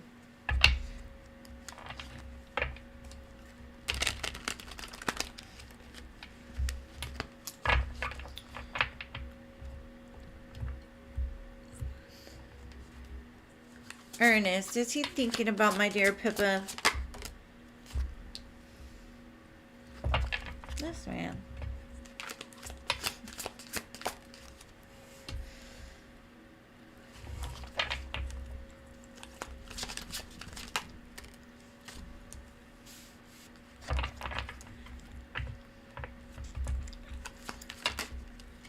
Sorry, when I make them faces, it's because the thought bubbles in my head. I gotta, like, bring them down into words.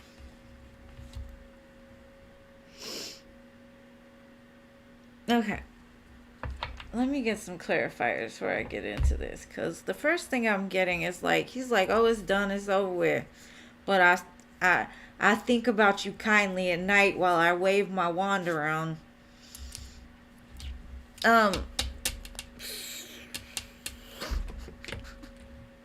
trying to make it as PG as possible, but I think he always has seen you as like somebody that would be really good to have a family with, somebody that would be really good to invest in, right? But part of me is like, he kind of feels like you deserve better than him. Like, something about what he's telling me is like, I've kind of faced the fact that she's gonna find the person she's meant to be with. I don't, like, part of me feels like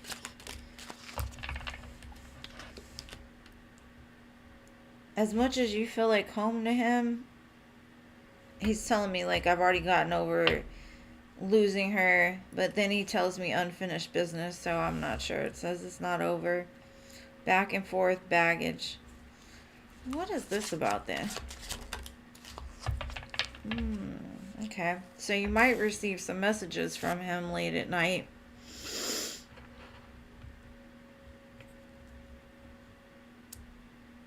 It's unusual, though. It's like something that you just, I don't know what he tells you. But it's something like, you're like, what the, right?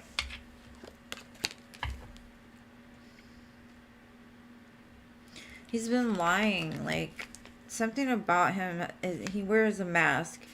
And whether it's, he never told you that he wanted to marry you, right? Or what he did was he told you he wanted to marry you when he didn't really invest, you know, what he was saying. Because either way, it says he was lying. Hidden motives. And he could even be doing that now when he does pop back up.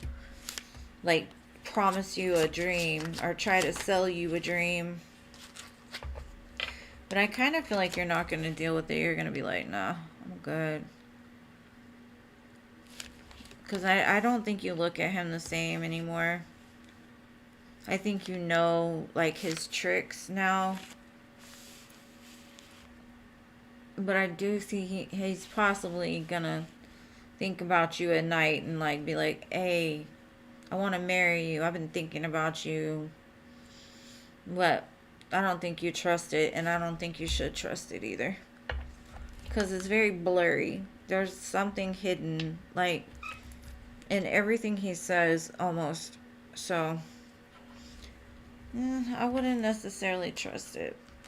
He's got to go through that spiritual awakening and surrender before there's going to be, like, where he's really going to see things clearly. Some divine intervention. He got to let that tower fall. But towers come with work, and some people are not willing to put in the work.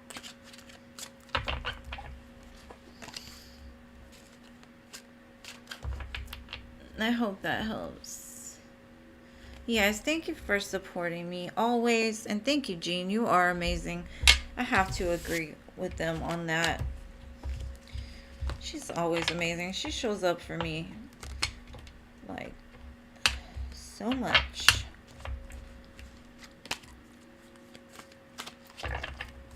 Especially when things go long. I don't have time to really look at the chat. Okay, what's your second question, love? What's your second question?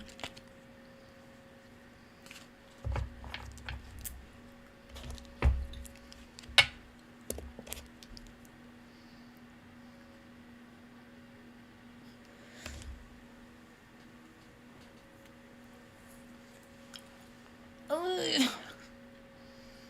So he is done and over me in his mind. No, he's not. Like I'm saying, that's the big lie. Is he telling himself he's done and over you.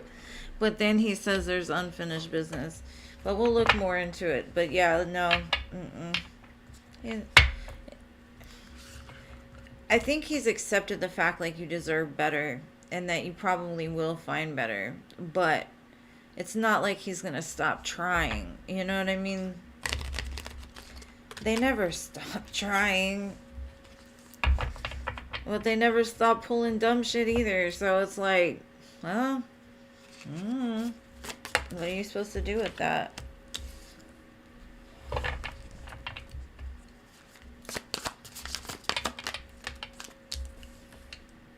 He sees you starting over. That's the thing. Like, he feels you pulling away. And he's like, oh, let me show up as Romeo now. Let me give her flowers.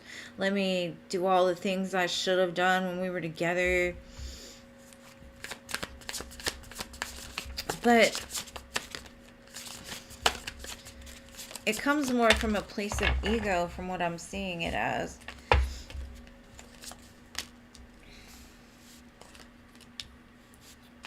Okay. Sorry, that was the chair. I did not fart.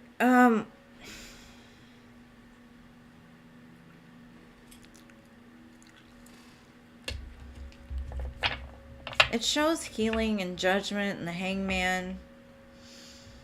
I think what he's going to tell you is that he's healed. He's a better person. He's taken time to reflect. That's why he pulled back and hasn't talked to you much. I don't trust it for some reason. Why, though? Why? Something about his energy I don't trust. Yeah, he wants to say, like, you're my person. I want to build houses with you. 4 of Wands, 8 of Wands. And he might. But I don't know why I'm getting that vibe, like, I don't believe it. Maybe it's that mask card that came out earlier. That's the lie, right? The lie could be that he never told you that that's what he wanted and that's what he's saying. But I kind of more feel like he's going to sell you a dream. He's going to try to sell you a dream. Be careful. The one thing I'm going to say is to test it. Is be careful what you tell him that you want. And you may have already told him, well, I want this, I want that in a man, I want this in a man. Do a test. Like, put out some false information to him that you want, right? Like, oh, I want, I don't know. I want a man that does X, Y, Z. And it's not really something you want, but see if, like, he does it. Because a lot of times at the beginning, that's what they're going to do. I see happiness coming for you. And it's almost like he's trying to cause confusion so it doesn't come for you.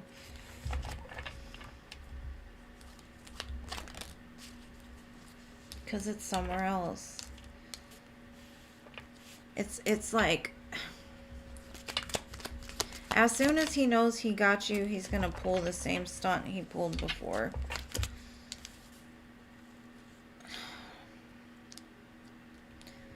Now, I could be totally wrong, but I kind of get the energy that a great love is about to show up for you. Or already is in your vicinity. And he smells it. He smells that you're moving on. He knows you're healing. He knows you're doing the work. He knows you've kind of pulled back and set into motion what you want. The one hang up is him, right? I think that he's that one thing that you still look in your rear view mirror at, right? And I think he knows that. And either he's come to some kind of come to Jesus moment, like I cannot lose her. I've got to give her this. I've got to do the work. I don't know. But for some reason, I don't trust him. And I'm not sure why. I would just make sure that what he does matches his words if he does come back, because I'm just scared you're gonna miss what's coming for you going back and repeating something that's not authentic. Because it looks great, but the energy that I feel behind it isn't. And that's where I'm like trying to see, like, why am I having that feeling? But kind of, to me, this is going to be one of your biggest tests, is can you leave the past behind in order to start new?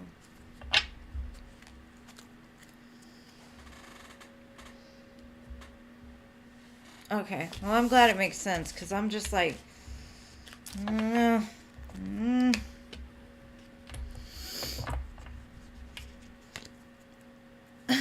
all right, we're on the free list. And thank you to everybody who donated. I appreciate you guys so much. I really, really do. But I also love my free list members. I really love each and every one of y'all. So I know they wait so patiently. Sometimes they're probably just like, shut up, quit talking. But all right, here we go, Mystical. What's your question? Oh, you're welcome, Pippa. Thank you for being here. I love saying your name, and every time I don't get to say it, I'm like, where's Pippa? Where's Pippa? Just so I can say it. My mom has a dog named Pepper, and I call her Peppa. So it's kind of similar. Like, I like to say that.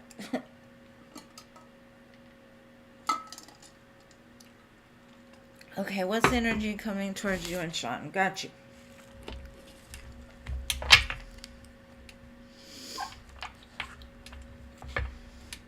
And thank y'all so for being so patient. Alright. Energy for Sean. Mystical.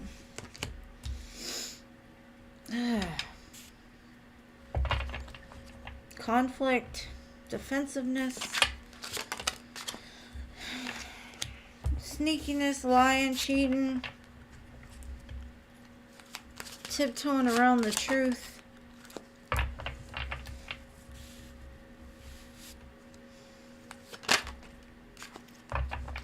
Okay.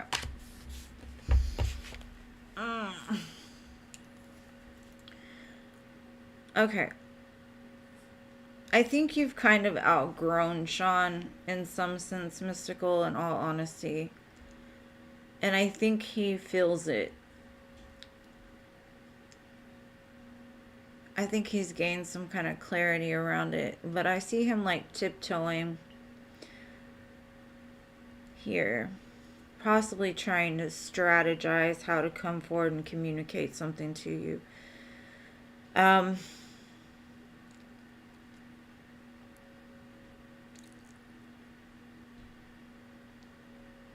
It's almost like he's gonna make an offer or like tell you something that's basically, you know how people will sugarcoat shit and then it causes more confusion than it does anything else. But I honestly feel, Mystical, that you're out.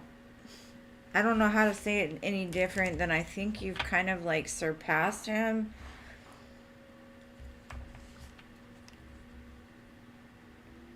I just think you haven't realized it yet, honestly.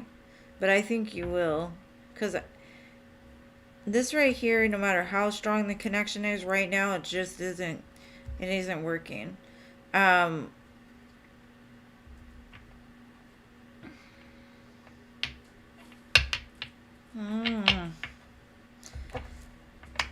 don't like the energy today. To me, it's just very deceptive. And it's almost like he's gonna tell you, like, I don't want to fight with you anymore. I don't want to be at distance with you. I don't want to.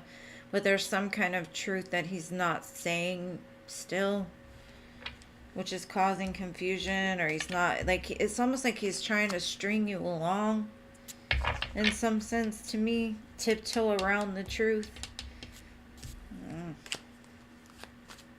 And you're kind of like, hold up. I see right through you.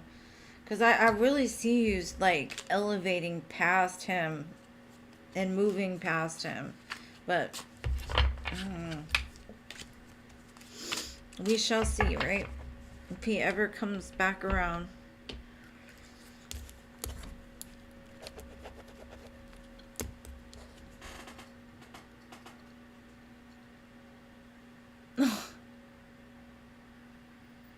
Oh, Pippa, you had a dog named Pepper? My mom has it's like a big horse dog. And she's a Virgo, so she's very sweet and sensitive. And I'm like, hey, Peppy, come here, Peppy. I never say Pepper, I say Peppy. And that's what made me remember. That's cool. All right, Gracie. I think Gracie ran away.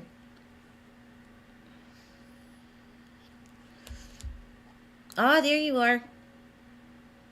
What is coming for you next week that you're not expecting?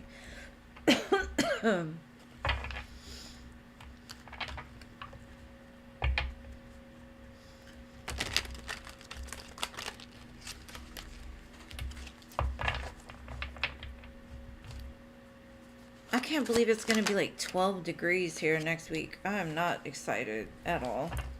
Because it's going to be 70 before then again. And it's just like, oh, this weather.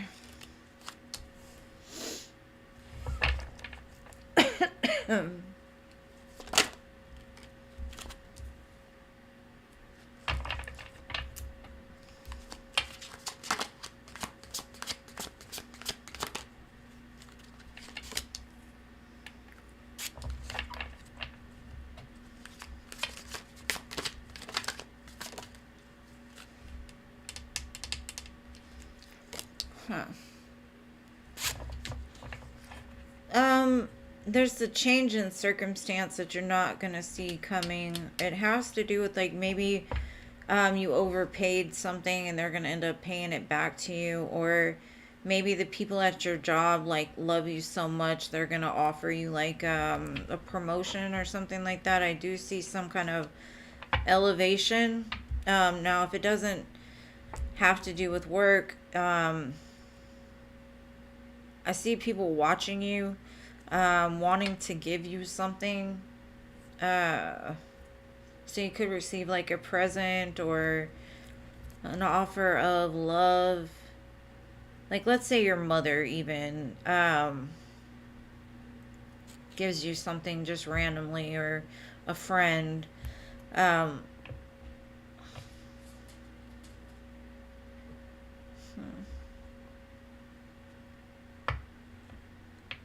I see you, like, whatever this is eventually going to put you in a place of being, like,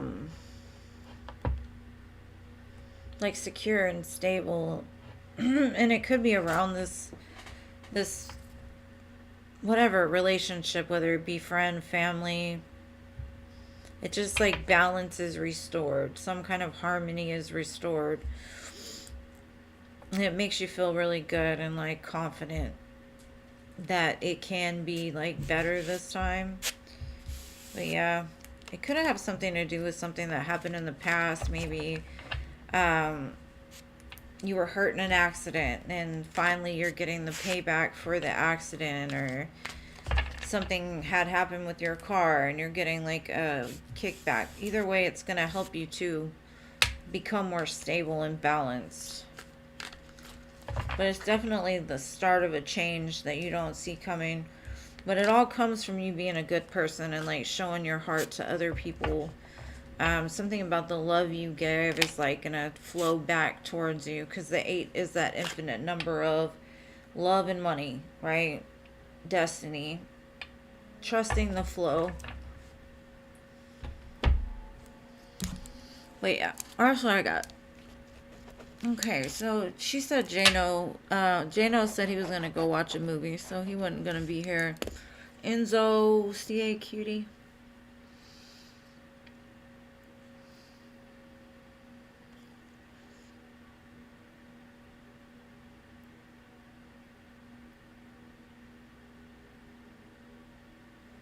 Romance for Enzo. How did I not know that you were gonna ask that?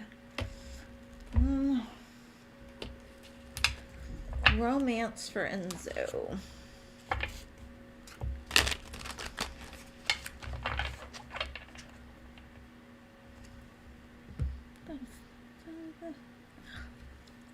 That song Foolish by Ashanti.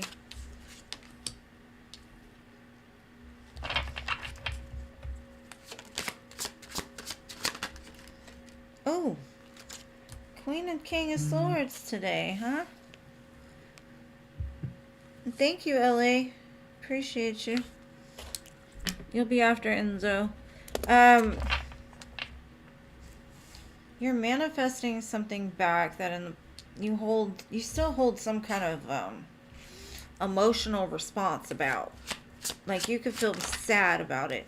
That's too many cards. No. No, no, no. This is a little reading. But I definitely have a pair here. Queen and King of Swords. I see movement after a time of pause. In between this connection. They both came out together though, the Queen and King of Swords. And that could just mean that right now you both are in very logical mind states about it. You're not really trying to focus too much on like the emotions of it. You're like, this is what I want. I'm charging ahead. No more pause here. I see you setting the intentions for this to happen. So it's definitely a divine match. And it doesn't necessarily mean that it could be another connection outside of the one that you're feeling pain about. This could be the Two of Cups that you don't see yet that comes, right? Like you could be calling in a great love and it doesn't have to be the person from the past, but you know, I got the Judgment card and Judgment, you know, it's more than likely somebody from a past person. Look out for eagles and peacocks. For some reason that just hit me. Like right when this is about to happen, you'll start to see birds, like random birds, like white hawk or eagle or peacocks. Interesting.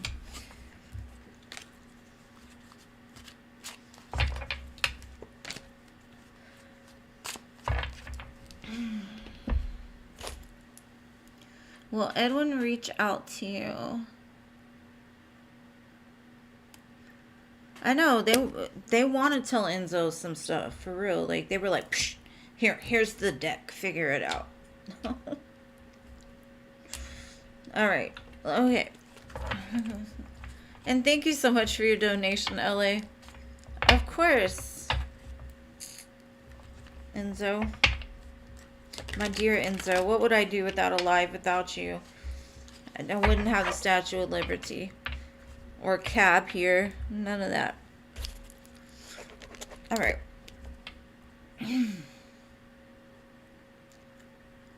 Okay. Will Edwin reach out to LA?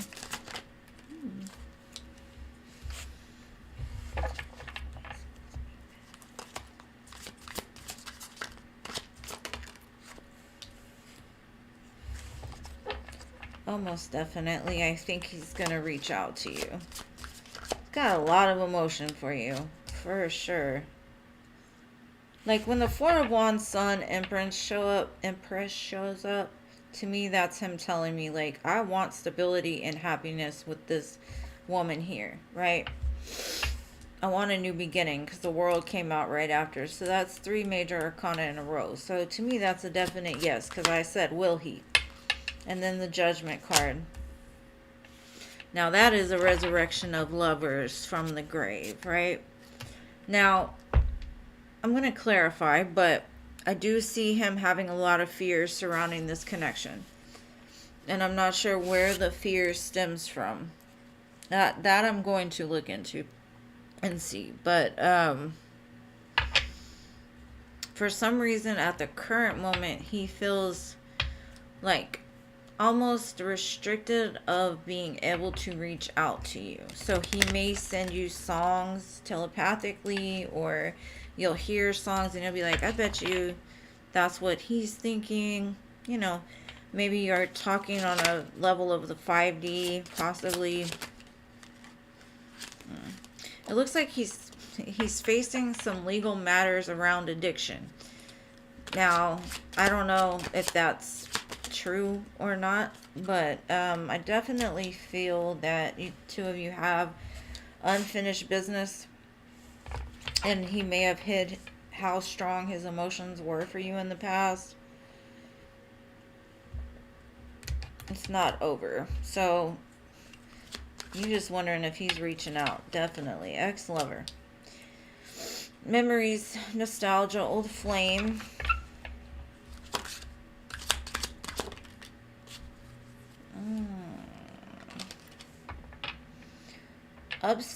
Upheaval, obstacle, wrecking ball, and drama. Do you want this person back? Now, don't get me wrong. Storms are wonderful. I love rain. I love thunder. I love lightning. But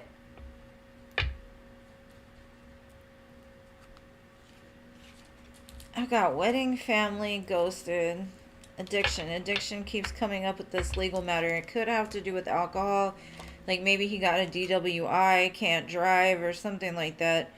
But liquid courage could also be that when he does reach out to you, he might be inebriated. You know, he may be a little tipsy and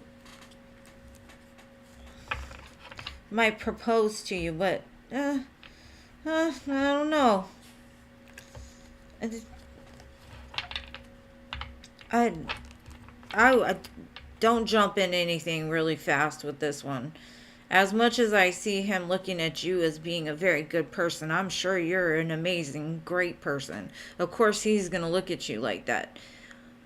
Him, on the other hand, it gives me kind of sketchy vibes, right? Like, you may be inviting more drama than you actually need. But yes, he definitely is going to reach back out to you. So, I hope you got something out of this, love. I appreciate your donation.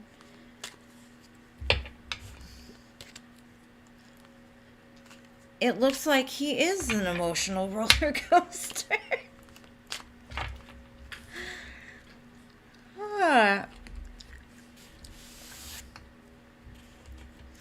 That's what he's legal matters. Yeah. That could be why he's dealing with the court system. There is definitely some court issues going on with him. But I think he's got some addiction issues too, and that could be the drinking over the problems with the ex or whatever, but I don't know. It just makes sure that what he says ends up like actually him following through with what he says. That's all I'm gonna say. Like, I don't know. And let him heal a little bit, but I do see him reaching back out for sure, because why not? I mean, you're a great person. From what I see, you provide him a lot of happiness, so of course he's gonna reach out, but does he provide you with the same happiness? I'm not so sure. But thank you so much again. All right, CA Cutie, let's do this. General advice, please. All right, let's see.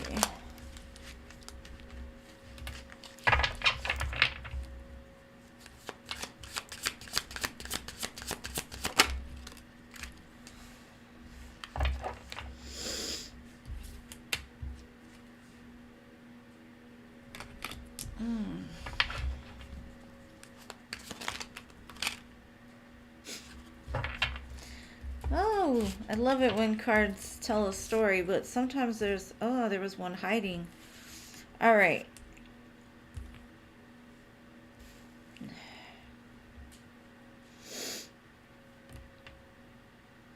Spirit is like, make a freaking decision already. I don't know why they said it like that, but you've got 1,200 great ideas. I see that. Spirit is saying, just do one of them. Any one of them will be great. Just do it. Because it's an opportunity for you.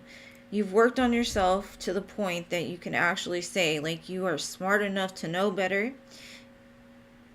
Except you don't trust yourself enough to choose wrong. It's almost like you got all these golden opportunities.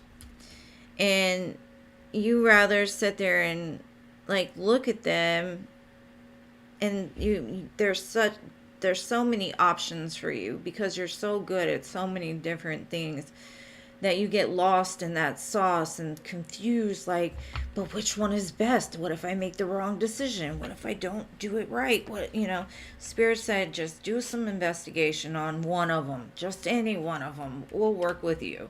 You're in a place to where Spirit is like, time to be patient is up. Like, you've done the work. Now all you got to do is pick one and go with it, and we'll make sure it's a golden opportunity. Like, stop thinking it's like you're overthinking it too much or something.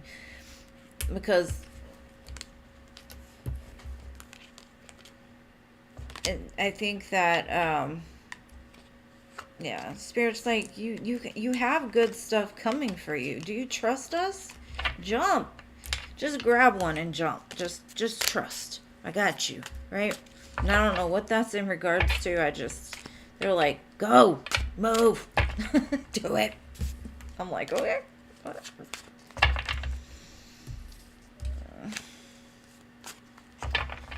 But it has taught you a lot. I do see that the fact that you have been sitting there waiting on something has taught you how to love yourself better and how to trust your intuition better. Now trust it and just go for it, because it's golden.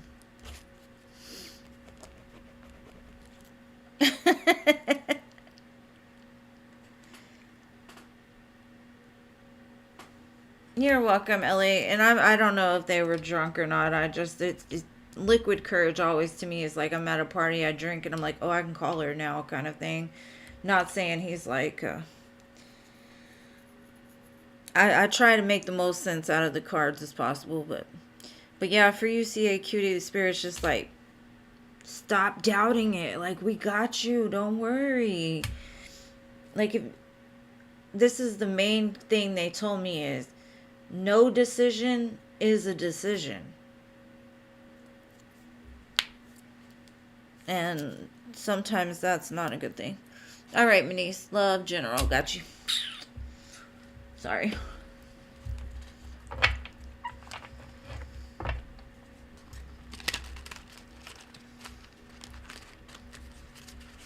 But I know how that is, though. Like, in some areas of my life, I can do whatever, I feel guided to. I trust myself. But when it comes to love, I don't trust myself. Not at all. But that's a whole different story. But I'm saying, like, I'm sure everybody has that place in their life to where they're like, yeah, I've done the work, but I'm not sure about that. Something's sneaking up on you.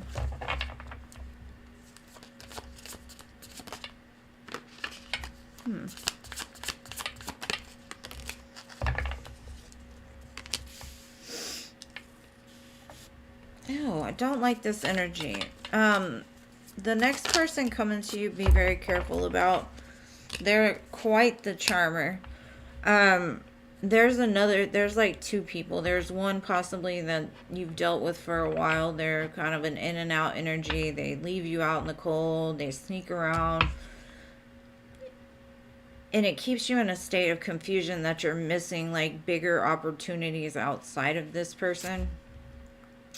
Now, if this has not happened yet with this in and out energy, I'm I'm kind of feeling that the next person to come in, watch them very carefully, because that could be the type that will come in and out. But the chemistry is so on fire that you're like, oh, okay, I kind of like this. It gives you that adrenaline rush. But Spirit's like, if you want the real thing, like, just hold off before you give too much. Like, maybe do some investigation on the person, or watch them very closely, because that first one to come in is very much the type that they're a lot of fun, but it's like a drug. They got real high highs and real low lows, and you don't want that. Or I guess you don't want that. But I see a King of Wands coming in, so that's right, CA Cutie. Hold on to you. Jump. Just jump. They'll catch you. Alright. Next. Anila. Anila, are you here, boo?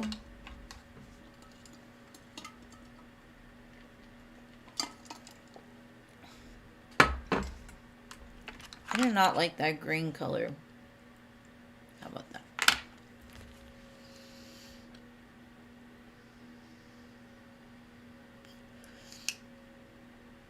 Okay, I don't think Anila is here. I don't think Isis is here either. Isis, are you still here? I haven't heard from her in a while. So...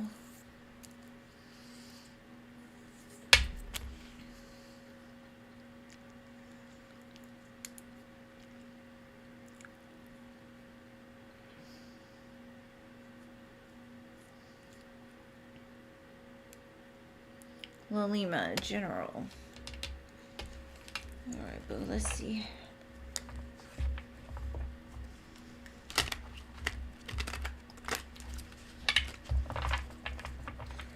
General for Lalima.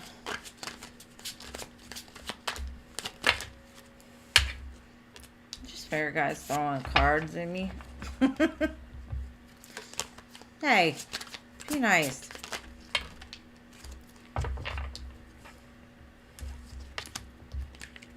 Oh, shit. Okay.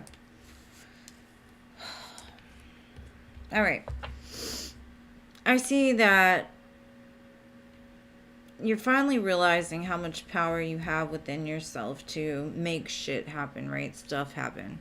Why am I cussing so much? Somebody is watching you glow up. Is what I'm getting.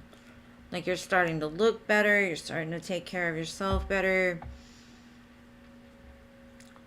And you may be at a distance, or like maybe there's been a pause in communication with somebody from your past, possibly, that's going to come in and communicate that to you. Like, either they're just going to be like, hey, good job. I see you taking care of yourself. I see you doing really good.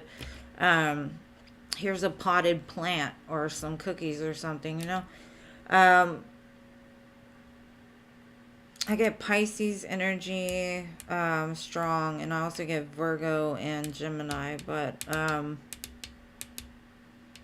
the main important thing is Spirit is like, congratulations, you're doing very good. You're starting to trust yourself more in the decisions that you make. You're realizing that sometimes you just gotta sit still to figure things out, like get in tune with Spirit, to trust your own gut, you know. Like, I see you manifesting something here, but you're doing it from like a very peaceful, calm, relaxed place, and Spirit's like, congratulations. So maybe even Spirit's watching you, and they're like, you're healing your inner child. We're gonna give you some cookies or a potted plant. I don't know. But the pause is over. That's what I keep getting. Is whatever has been at a pause in your life is about to start moving again. There was a reason for that pause. And I think Spirit's like, all right, you learned it. On to the next one, you know? But that's what I have for you, boo.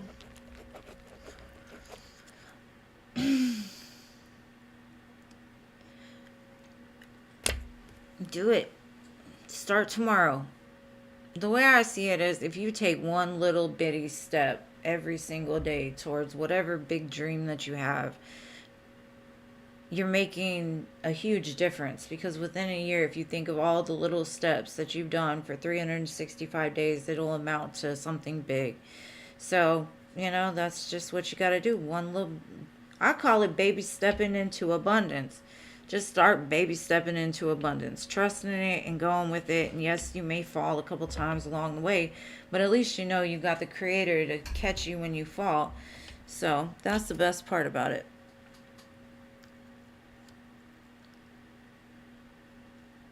All right, no Al. How about Mike?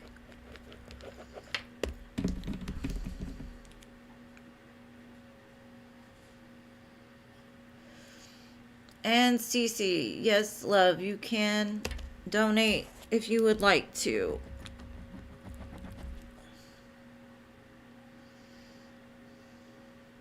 You're welcome, boo. You're constantly watched. Well, I mean, maybe not like in the bathroom or anything that makes you feel weird, but they're always there. They don't have eyes. They just, it's an energetic thing. They feel you more so than they see you. And that's kind of the way we need to live, is using our eyes less and our sensories more, you know. Noah. I doubt Noah is here.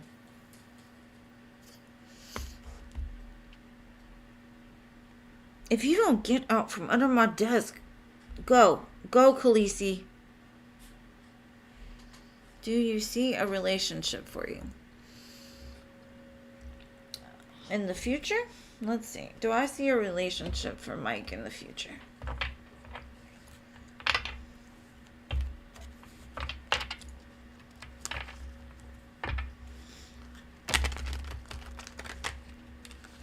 And thank you, Cece, for your donation, love. I will get you after I look to see if Mike has love in the future. Let's see.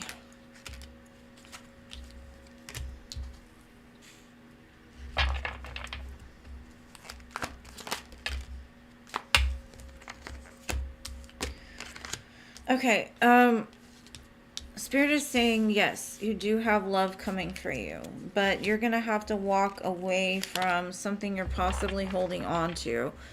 I think the more that you work on yourself and build up your confidence and your stability, the more you'll be able to leave behind the past. I kind of have a feeling that it may not necessarily be a person that you're holding on to, but you're causing a blockage within yourself because of some sort of fear or defensiveness you have against love. There is an opportunity to start new, and there's a brand new, fresh love coming for you, but something to do with possibly your confidence,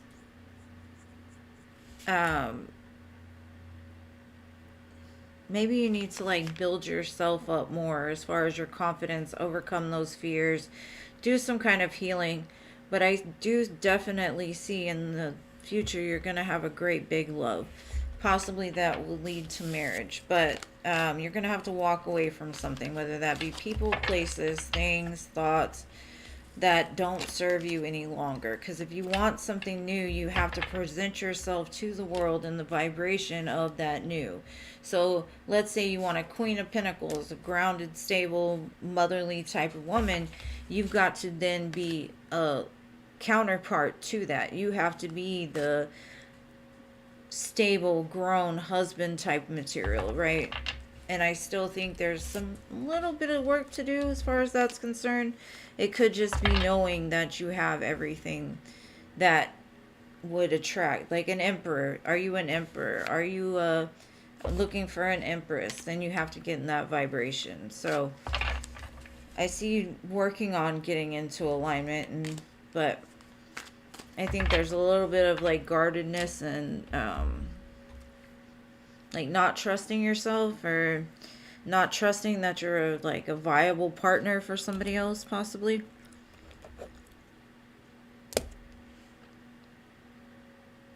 All right, Cece, what is your question? I think she sent it to my... Let me see. Oh, I got it. Okay.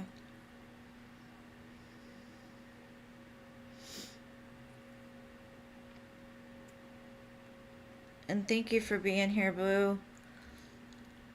It doesn't give me the whole question, because every time I hit show story, it just says, how does AJ? So can you give me the rest of it, please?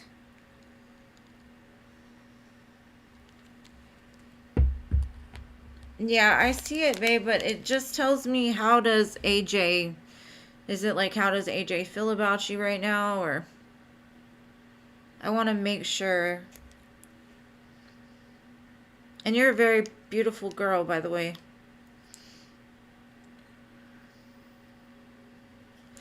And I'm not saying that because I'm hitting on you or anything. You just are a very pretty girl.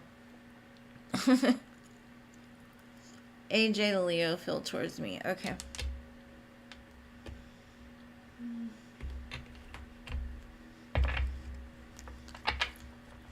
Fire and earth make lava. Huh. That's an interesting combination. Alright, let's see. How does AJ feel about CC? Leo Virgo.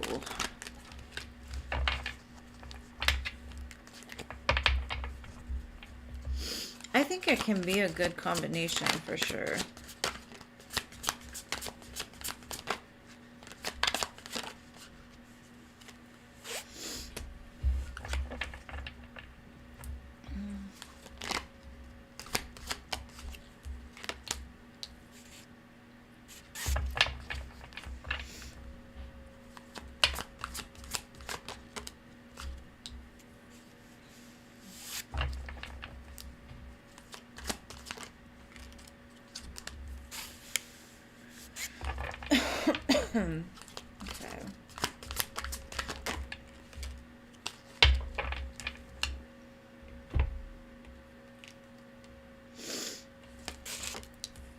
Okay.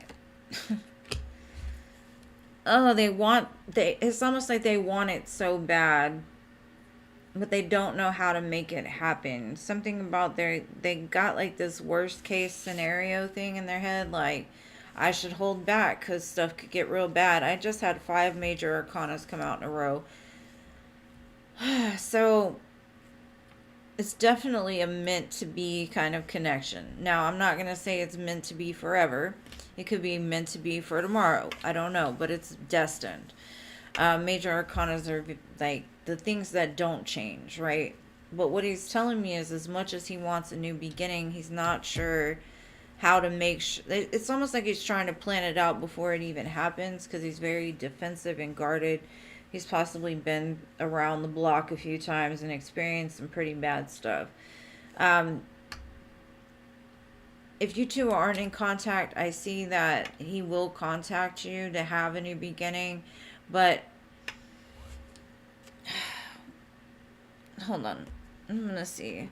I kind of feel that with his mindset being worst case scenario, like, I'm preparing for the shoe to drop, I'm holding back my emotions, I'm not opening up, that it's gonna cause some kind of issue between the two of you. Yeah, there's silence here. Non-action. Not doing anything. It's because he's lost emotionally, or you just feel like he's lost to you.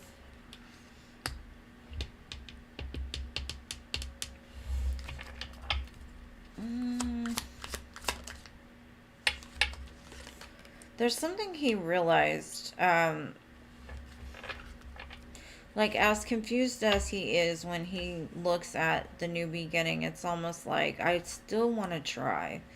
I want to put in the work. I want things to be different, because he does feel some emotion for you.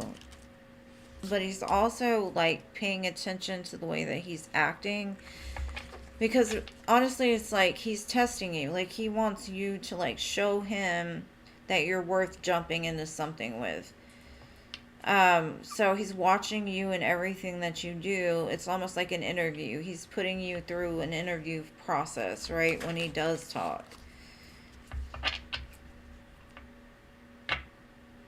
He's just so guarded. I don't know.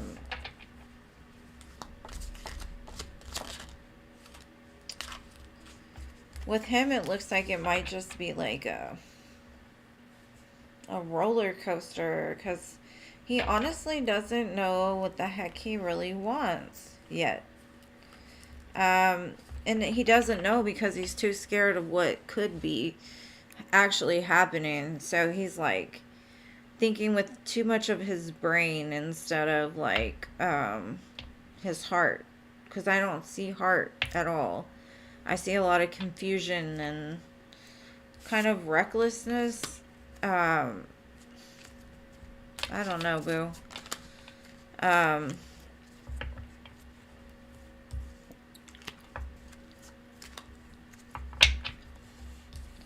wish I could tell you I did, but I got too many opposing energies when it comes to him. It's like he's like, okay, I'm gonna heal. I'm gonna hold back before I jump, but then I'm gonna jump and I'm confused, and then the tower's gonna fall. It's almost like he's saying, like, if he gives the effort that would be needed of this connection, everything would fall apart. And it might. That tower might actually be like an ego death, right? Like, that needs to happen in order to break down the ego so he can actually start thinking with his heart and not his brain so much. But it's very interesting. And I hope that helps.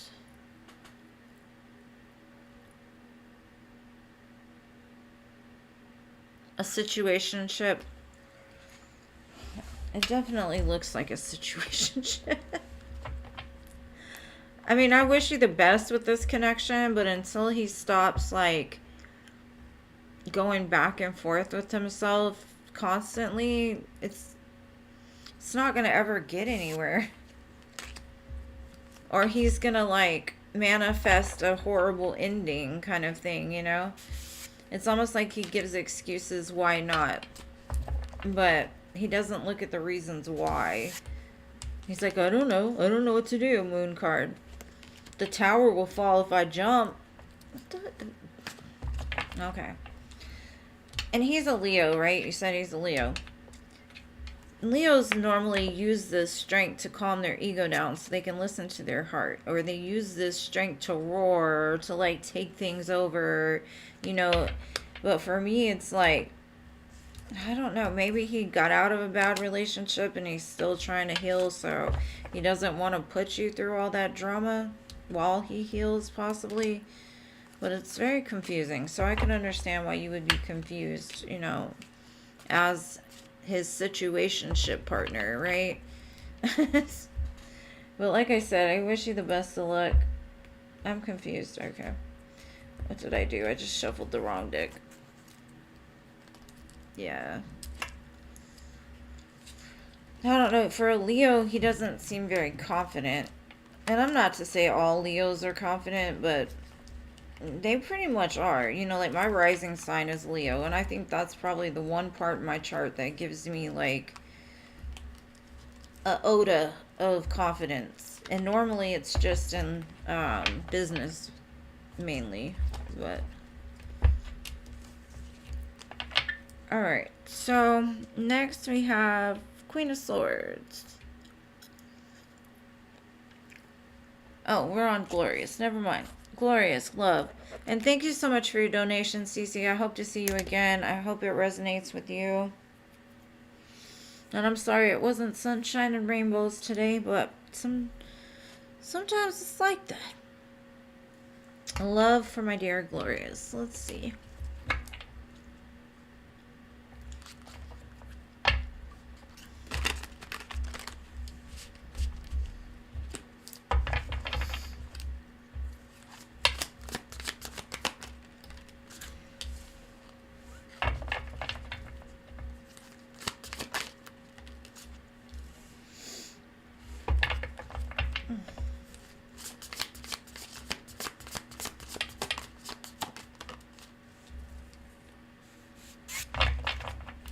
see you actively manifesting a huge love into your life.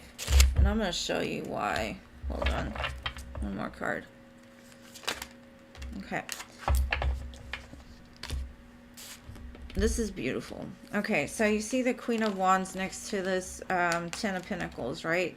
This is you realizing I have all the power to change things when it comes to my love life, right? And that's what brings in this offer here. If you're the Nine of Pentacles, the Nine of Pentacles is you realizing that power, that magic, that ability to create, right? You're creating something for you, not for anybody else. That's when this offer comes in, this big shiny pentacle, right? So 9 plus 1 equals this 10, which you're manifesting. So you're getting into the alignment of manifestation of this big opportunity and love to make your dreams come true, to have the family, the kids, the house, all of that. Because I even got the Four of Wands, something that's secure and stable. A lot of people don't manifest out of this. They manifest out of a Page of Wands with the opportunity, and that's why stuff doesn't work. You got to be able to add it up, right? Like, you've got to be in the alignment with, I'm happy, I'm whole, I'm complete all by myself. I don't need anything else. Do I want it? Yes. If it's meant for me, come. If not, I'm happy just being here. That's the vibration of true love. Once you get into this right here, you're on your way. So glorious. Awesome. Good job.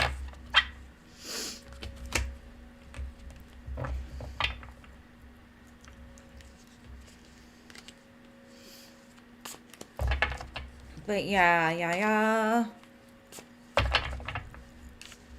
Oh, Queen of Swords, you're back. What was your question?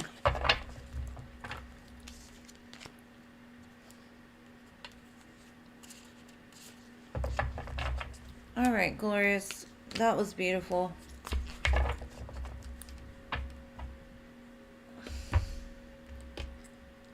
Yeah, I definitely cannot say that person's name.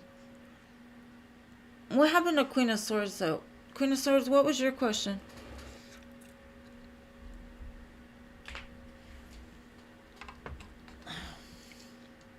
There we go. Kay would express something to me. Is it a feeling or emotion? Okay. What does Kay want to express to Queen of Swords?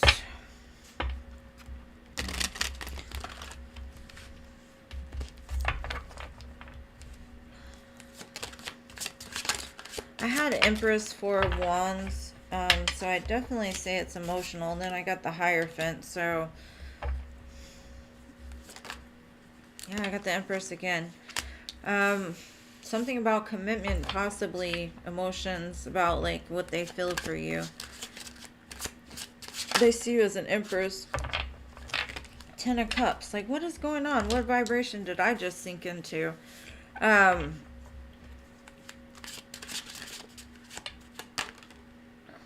Queen of Swords. Huh. They're scared of you a little bit. But that's what they want to communicate to you. Something about a home, wanting a family, commitment. Now, if this is not like a partner of yours, if this is a family member, then basically they're just saying like, they've met the person that they're going to marry, basically, or they did get married, they're going to have a baby, something like that. But if it's a person of interest, they're saying like, I'm about to change your single status to commitment. So there definitely is a lot of cups here. So it looks pretty positive. Or like emotional feelings, that type of thing. And then you showed up too. They're kind of scared you're going to dead them. I got really hot with the last two readings. I don't know why I've been freezing. So y'all might end up being like, when this stuff comes in for you, you might be feeling like kind of dizzy and hot, like, whew, let me take a minute. Like overwhelmed with passion and heat, embarrassment, something.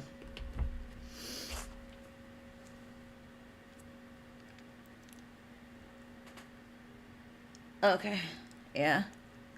It might end up being a family member. Did you donate, Anila? I didn't see it. Oh, there it is. All right, Anila. Thank you. What is your question?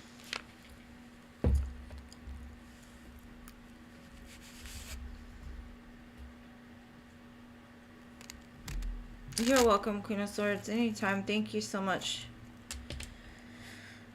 for all the support you give to my channel. And congratulations again on your promotion. All right, Anila, what's your question? There we go. My husband Jabbar's intentions towards you.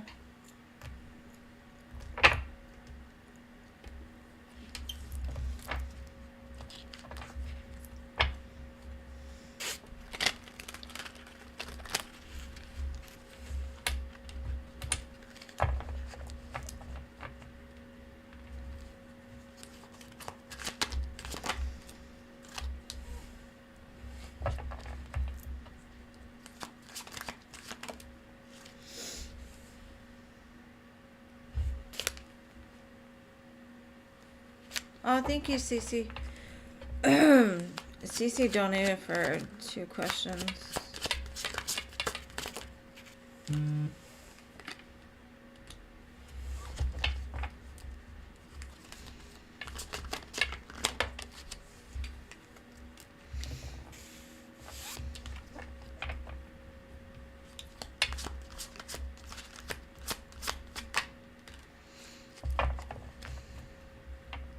He just wants to move past the conflict, Anila, mainly. Um, he wants to reconcile. He wants you to, like, let your guard down with him a little bit. And I know after going through certain things with people, um, we put up boundaries, right? But there's a difference between walls and boundaries. Like, boundaries is like, you cannot do this to me or I'm gonna leave you. That's healthy. But if you are just off standish with him and like defensive and that kind of thing, that's where things get different, right? I kind of feel like the way you communicate with him causes conflict, because I see you being very like direct and not emotional. Um, he wants to move past whatever happened.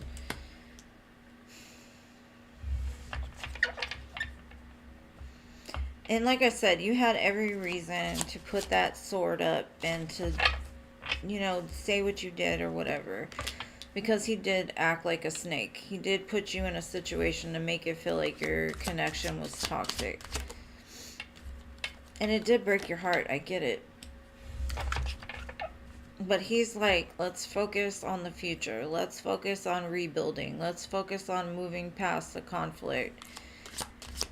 And he understands that a lot of it has to do with his own behaviors. But, no. He's basically just saying, like, remember the reasons why y'all got married. Remember that y'all promised forever to each other, for better or for worse. The one, right. And I'm not going to tell you to stay in a toxic relationship. I'm not going to tell you that. If he's abusive mentally, physically, anything like that, leave him. But what he's saying is he wants to move past the conflict. He's already told you he messed up, or he's already, like, y'all have already separated because of some other stuff that happened, whatever. He's wanting to move past it, and I know that's a hard thing. Especially because he's not sitting here saying like he's saying he's accountable, but he's not healing it because of the way that you're responding to him. So maybe if you be a little bit softer, maybe, things will reconcile. Because I do see there's a magnetic attraction, but you're very like, I feel you pushing him away. Almost like you want him to leave. And I don't think you want him to leave, but something about the way that you're talking to him or dealing with him, he's not sure where to go from there. Because he loves you. He just wants to see that from you as well. And I understand sometimes it's hard when we go through things with a person, but if you want to be with him, you got to show up for him, right? Unconditional love does not come with conditions. Like, you've got to love him through the good, the bad, and the ugly. That's what you signed up for, right? But like I said, that doesn't necessarily mean you have to stay with him either. That just means that if you unconditionally love him, show him that you unconditionally love him. Don't start fights with him. Don't go looking for stuff to happen. Because honestly, when you start to do that, the trust is gone. There is no relationship. And if you're not willing to rebuild it, then it's just going to stay toxic. But I wish you the most luck, because I know you've done a lot of work, and I know a lot of it does fall on him as far as communication. But at the same time, we've got to play our own part too, right?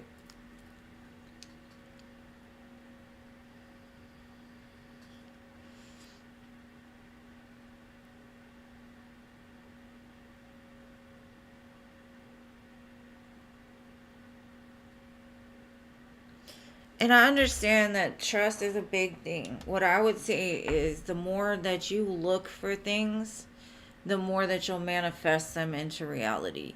It's just the way it works. That's why I've said, like, in my past few relationships, if I have to go through your phone, I know the relationship's over. If I start feeling like I have to constantly run behind you or look into what you're doing, I know that this relationship is done, because it takes me a lot to feel that I need to do something like that, right? And you're married, though. It's different. But what I'm going to say is the main thing you need to worry about is rebuilding the trust. Don't put it on him. You gotta learn to be able to trust him within yourself, because nothing this man is gonna do when you're looking from a place of mistrust is gonna be enough. It just isn't. It never is. It's something that has to be healed within yourself in order to put it back there again.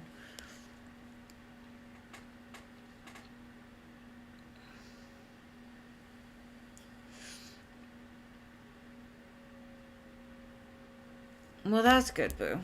Um, I'd just be careful of what you say or what you do about it, because you don't want to manifest something into reality because of you're loving him from a place of not trusting. Because a lot of times, if you don't have trust, the chemistry goes away. You don't feel like being touched by them. You're like, oh, I don't trust you. Like, you know, that type of thing. And you don't want to be in a relationship where it feels like that. Sometimes it's not great, but, you know. Anyways, okay, Cece, you're next, love. I'm sorry. And thank you, Anila, for donating.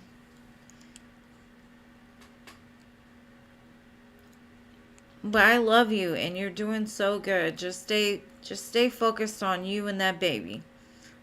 You and that baby. That's it.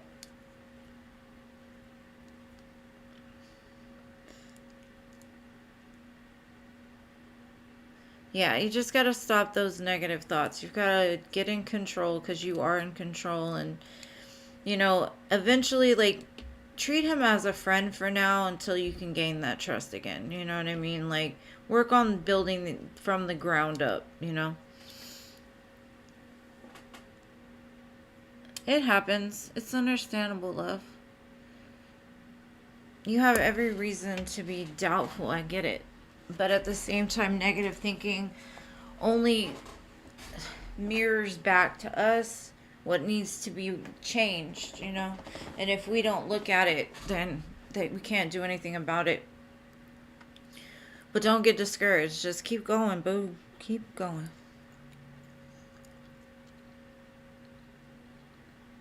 Okay. And you're welcome, love. Thank you for being here. What is Pisces' deal? She was flirting with AJ. She has a boyfriend and cheats on him. Okay.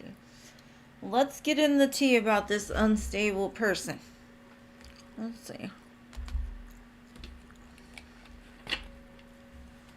I don't know if this is going to work, but I'm going to try this. Tell me about this girl, this Pisces.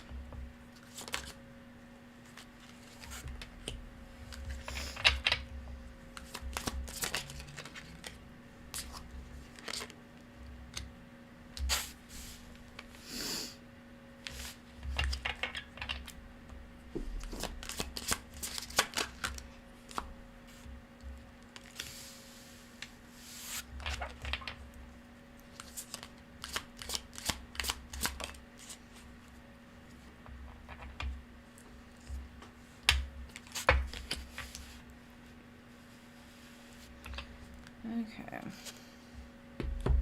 Ouch. I always do that. I don't know why I don't like this table.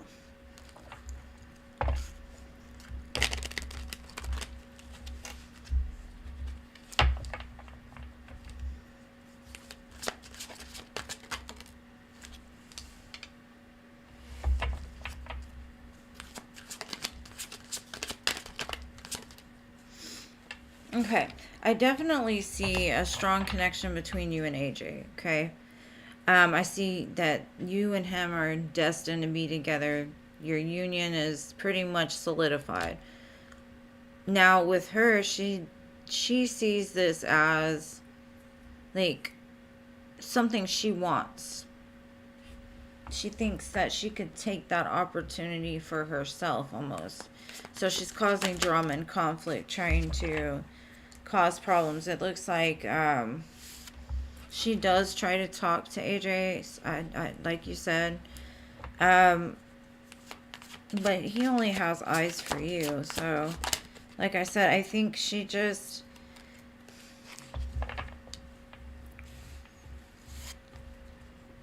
feels that she could have the same connection with him, and I guess that's mentally unstable or whatever. But I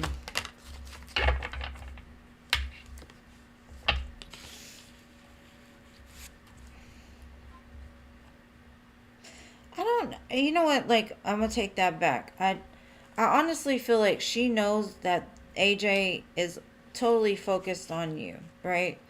And that you two share something great. I honestly feel like he reminds her of her past love that she wants back. And so, even though she's causing conflict, she doesn't realize, like, through this conflict that she's causing, she's almost pushing y'all closer to union. So she was destined to do whatever it is she did. But it's like pushing y'all closer and her further away. Like, she's creating karma for herself by interjecting into your relationship. But I don't think that it's like, yeah, it looks like she would try to take it, but at the same time, I think that it's more of she wants this past love for what you two have going on. So she talks to him, I don't know why, to get information or conflict or whatever, but I don't really know. I don't necessarily feel that she even knows what the hell she's doing. It just looks like she wants a love, a great love, right? And she felt she had a great love with somebody from her past. And he may remind her of that person, possibly. I don't know. But she looked like a little, I'm not going to say a home wrecker, but it does show like it's going to, she won't be around long.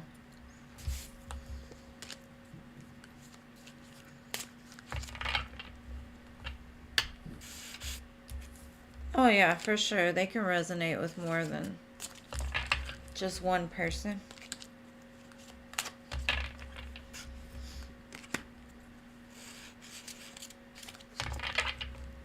I mean, that's why we have collective readings, right? Because the energies are, a lot of people can connect on certain pieces, you know, whereas others connect. Because we can all look at the same picture and see different things. It's the same.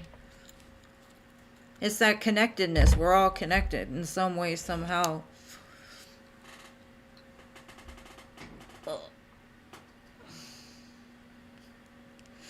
Hey, Jano, yep, I'm still here today. And what's the second question, Boo?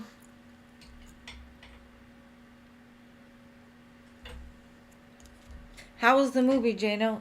What'd you watch?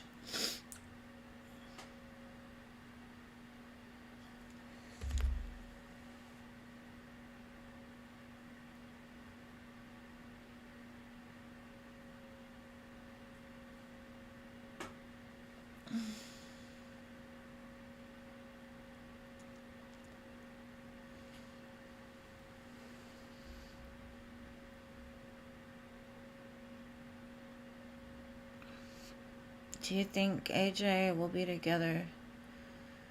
AJ and you will be together for many years. I secretly want marriage in a couple of years. I don't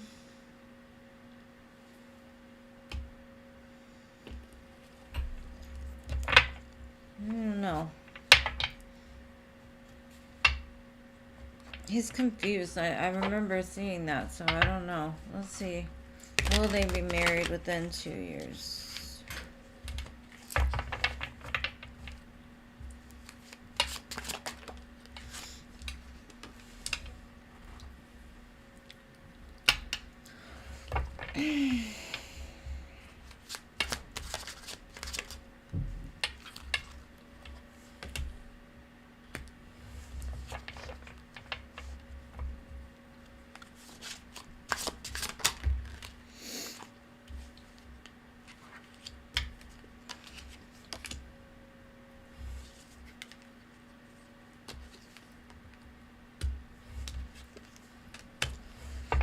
Okay. If you're willing to put the work in, that's the first thing I got. Because what's required for what you're asking for is going to take a lot of work. A lot of investment on both of y'all's parts, not just his. He's got conflict in regards to whatever it is within his mind, right? He's got to let that go. Like, he's probably got to go through some kind of ego death in order to recognize the connection the two of you share. I do see it's a very strong connection. I do see it's pretty fated to end up in marriage. I cannot tell you how long. But I do see that over the years, the transmutation of pain into power will happen. You'll go from the Ten of Wands to the Ten of Cups. Now, how can I put this?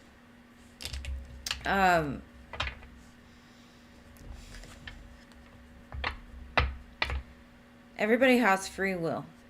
So yes, the energy today can say, of course y'all are going to end up married.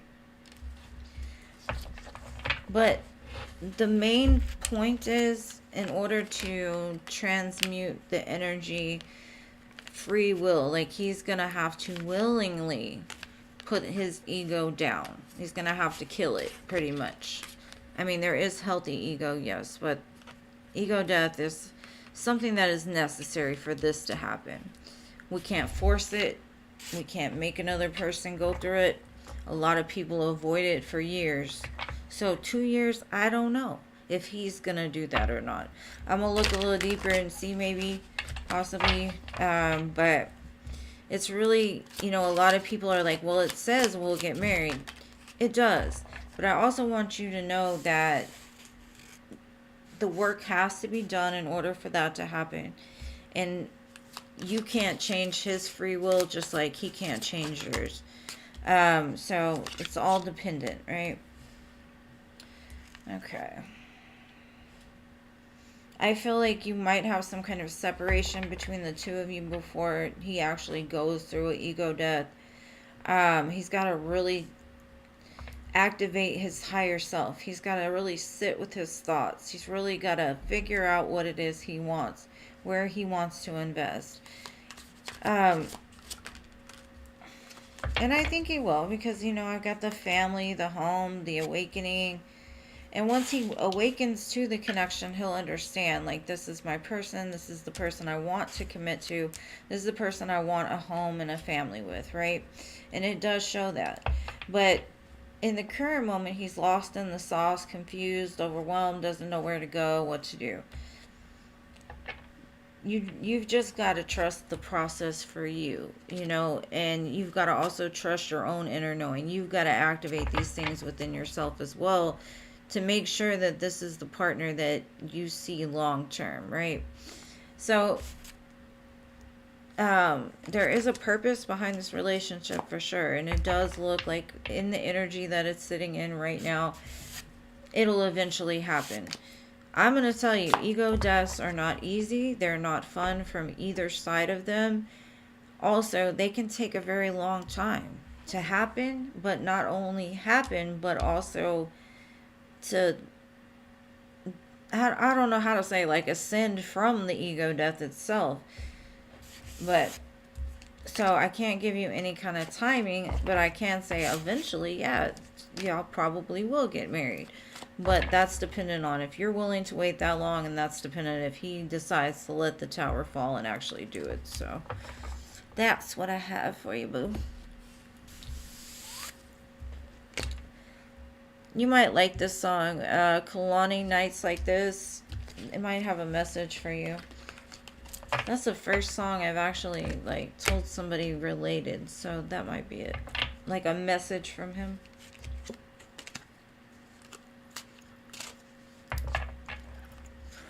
Google it. Google will be your best friend.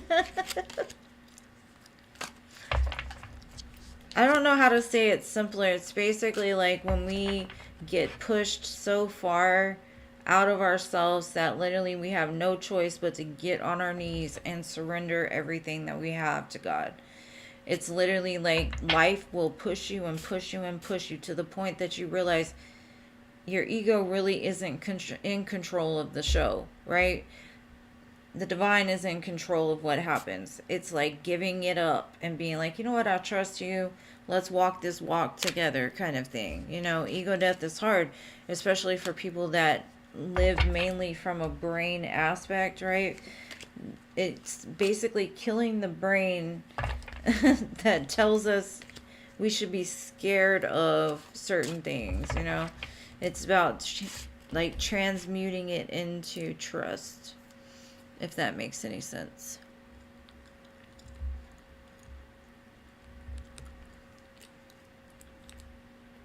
What the heck just happened? I guess Spirit was like, yep, that's what it is.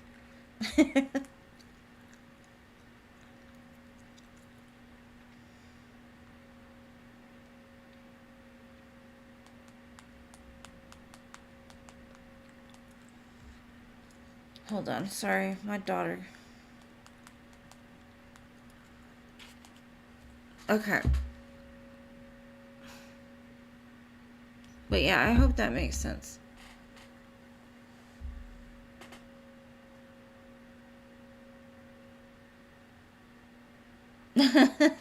Siana. Siana. I got it.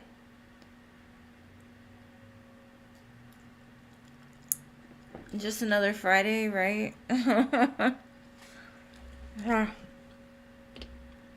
I don't know. Mine was horrible. I've had a couple that were just like, but it's because I'm so stubborn. That's my problem. I'm too stubborn. Like, I fought against it for too long. So when it hit hard. Hard. But that's just because I had a higher calling to do other things. I had to go through some pretty bad stuff. Sienna. Sienna. And thank you, Jean. That really helped me because I could not pronounce her name, and I'm so sorry. Just all right. Current. What's coming for the what? 5 months this year. Okay, next 5 months of this year. I read it wrong. All right. That's pretty beautiful. Oh, let me see.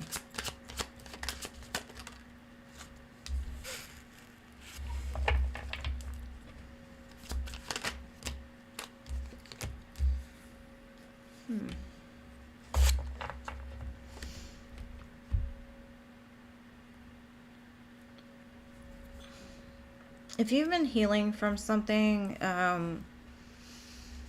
possibly like a heartbreak or just conflict in your life in general, I see that you're going to get a lot of clarity in the next 5 months. I also feel like you're getting in alignment with drawing in possibly like soul tribe members, also a collaboration possibly in business with 2 to 3 other people. Could be just a new job that propels you into a sense of stability. I do see a lot of stability here. Stability, clarity, healing the parts of your mind that tell you you're not enough, which creates a big change in you being able to be abundant. But yeah, that's basically what I got. The sun and the stars is always pretty beautiful to me.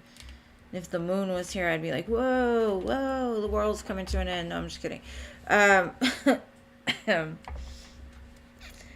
It's definitely, you're on the right path. That's basically what Spirit's saying. Like, this is, the next 5 months are going to be all about growth towards being stable within yourself, maybe even getting a promotion or a better job, working with other people.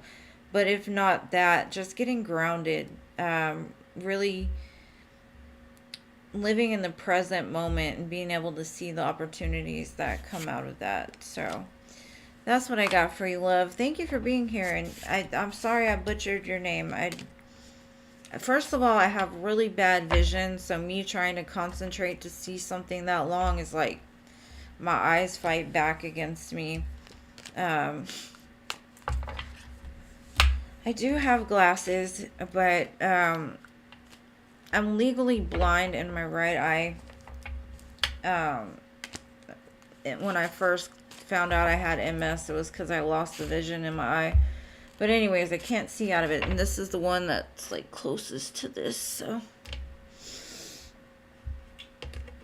But anyways, glasses don't help this eye, but I don't want to make the other eye worse, because then I really won't be able to see. And I'm going to have to wear them Jeffrey Dahmer glasses or something. I don't want to do that. Hey, you filthy, you're back.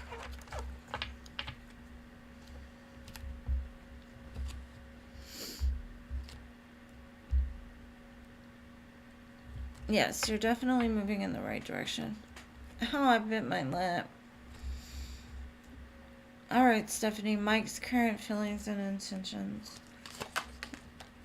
Let's see.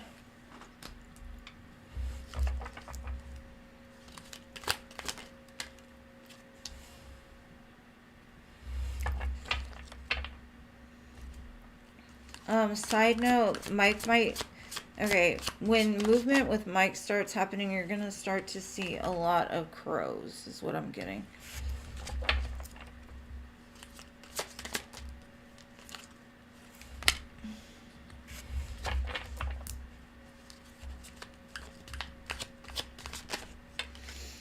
Basically what he's telling me is like right now he realizes he's been very imbalanced. Um, Lots of sleepless nights. He's looking back at all the times that he's like dropped the ball on things, and especially with you. He realizes he's the main reason for all the conflict that happened. And it's too short of a reading to really say that like he's healing it, but just know that he's in a lot of regret around everything that happened, and he is taking accountability for all the times he didn't show up for you. And I wouldn't say he's not, like, part of him does want to move forward, but then another part of him is still very imbalanced. I get like I don't know if he's taking medication or just some kind of substances, because I almost see like in the card, yeah, it shows juggling this, that, and the other. I feel from it like just wobbly,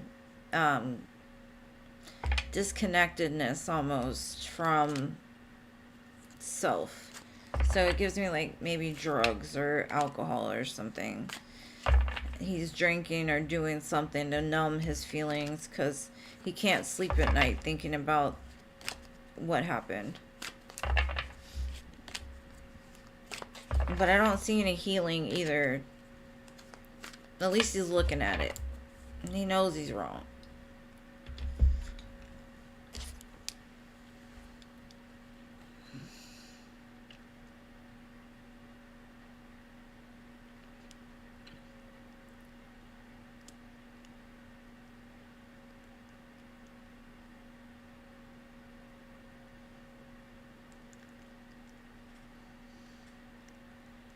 Okay, who was next? Philip? Philip, or was Philip next? I don't remember. It was Paula, Stephanie. I didn't even have them on my list. Yeah, that's all it is for now, you know. I don't.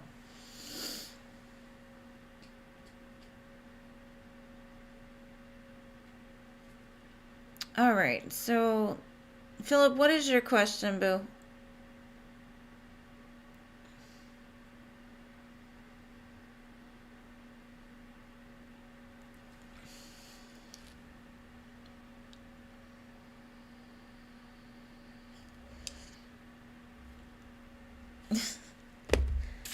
Philip and Eugene, y'all always get the last two spots. That's it. Like it's always y'all too. But most of the time, Philip don't show up for his. You always show up for yours. All right, Philip. Let's see. General, love, career, whatever. Whatever spirit wants Philip to know today. Let's see.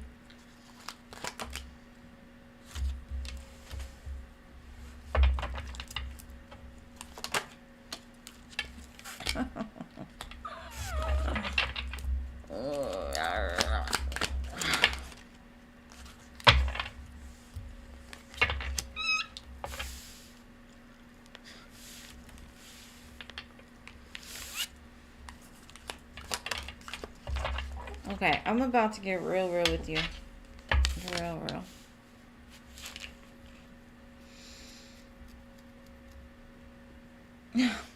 Because I know you too well to not be able to understand what this is telling me. I don't care how lonely you get. Don't go effing around with your baby mama. That's what it says. I understand there's a lot of passion there. I don't care if you don't want to sleep alone. You just want a connection. Don't do it. Because you are blocking the door for a lover. You're blocking the door for this. You've got to let that Ten of Swords go. Let it go. Like this Ten of Swords, this man on the ground, hurt. because of this Queen of Swords here that just stabbed him 100 times. Love is love. Unconditional love is something else too. But it's an energy exchange as well. If we don't refuse to not go backwards, nothing will ever change, and we're like blocking the door. This is what it's showing me, and I'm sorry, that's what it says. There's a lot of sleepless nights. I understand it sucks sometimes, especially when you have kids, trying to make time for extracurricular activities or whatnot. But Spirit's like, you want to keep running around in circles, same circles, looking for a different result. That's the definition of insanity. Don't do it. Don't do it. It's time to let those swords, like it's done. I don't care how, like, hot and bothered you get. Don't do it. The rear view mirror is little for a reason. Go forward, because if not, you're going to block yourself. All right, I'm done.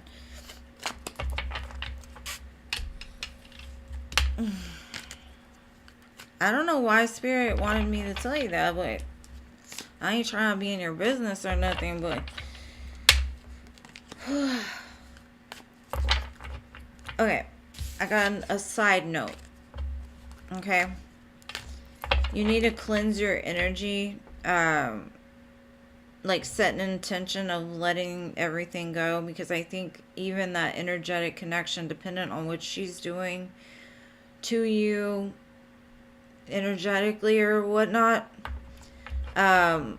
could be causing you to keep being confused about where you need to go. So it's time to, like, put that final nail in the coffin. And the king, the Knight of Wands was there in the middle, so I'm like, don't know. Thank you, Cece.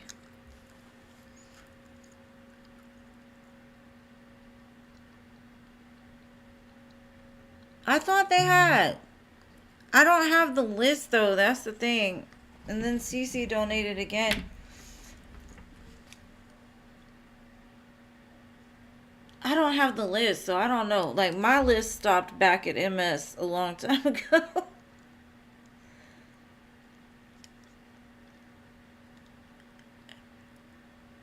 All right. So, for concerned... Well, the Packers win on Sunday. No. No, I'm just kidding. I'm sure they will. What does my mom want to tell me? Alright, let's see. What does your mom want to tell you?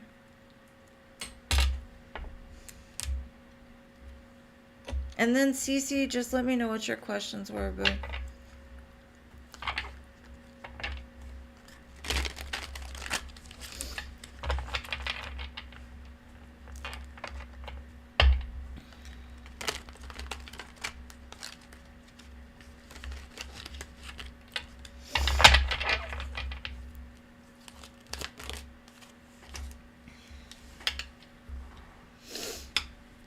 She knows you're sad and you're hurt.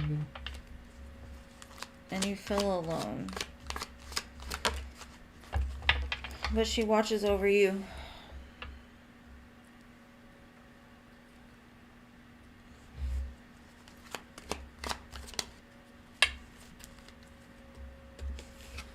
And she's proud of you.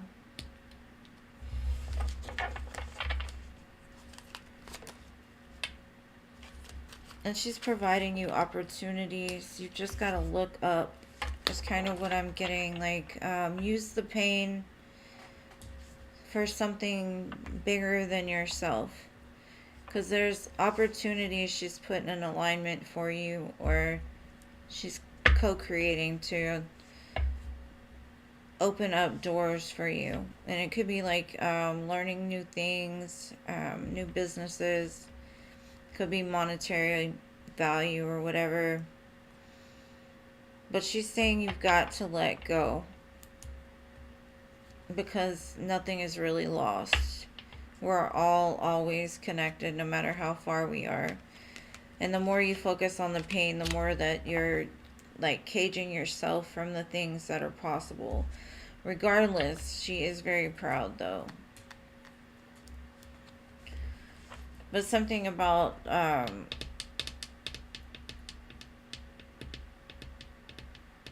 it's almost like what my grandmother told me. My grandmother told me that diamonds are created under pressure, um, fire, stress. And that's kind of like where you're at now. Like, no, it's not fair what happened to you, but what you're going to create from that is going to help you to shine like a diamond, right? And it's going to bring you towards your true happiness and stability. So, all right. Cece, what does TJ feel towards you? All right, let's see.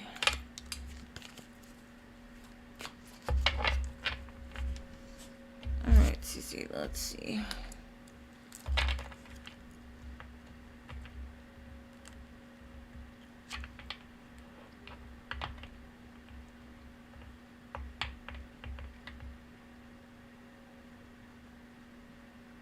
No, I wish the best for both of y'all. I don't wish bad upon anybody. I'm just saying that you, like, even if it were to come back together eventually, that's cool. But for now, it just needs to be deaded for your own energy. Like, you've got to find your energy, and you can't find it when you're so intertwined and tangled with somebody else that's unhealed as well, you know? So, how does this Gemini feel? Oh.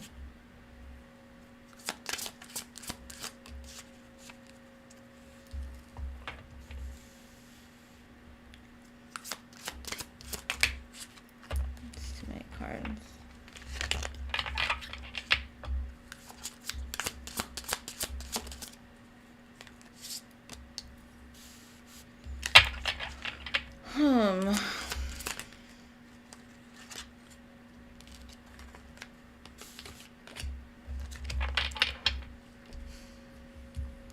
He's basically showing me like he's trying to get communication moving with you because um it's saying something about the relationship or the conversation the two of you have is very effortless.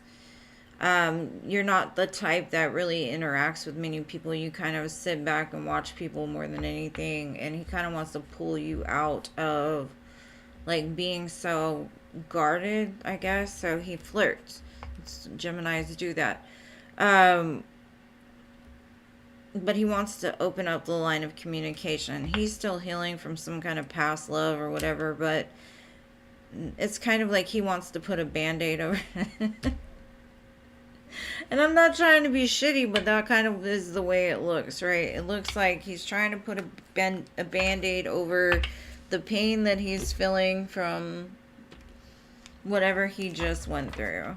But yeah, he's flirting because he wants to like open up maybe texting, phone calls, the communication. Like he wants you to be comfortable, like to come off of the wall and talk to him.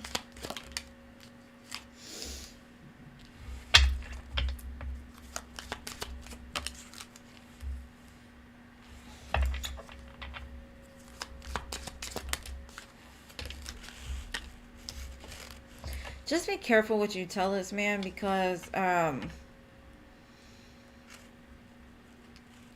he's a gossiper.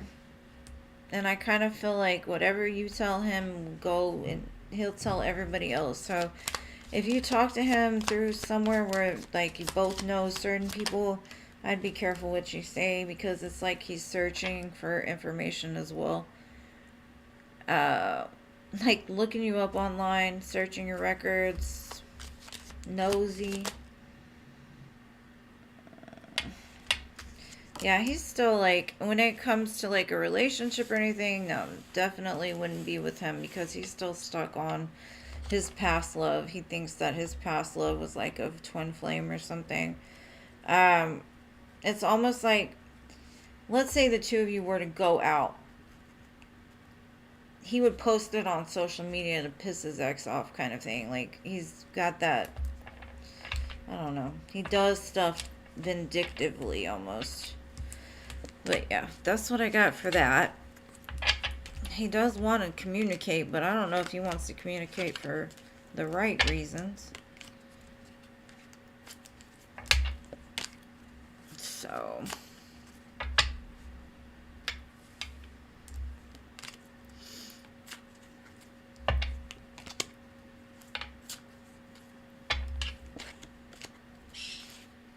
strange energy.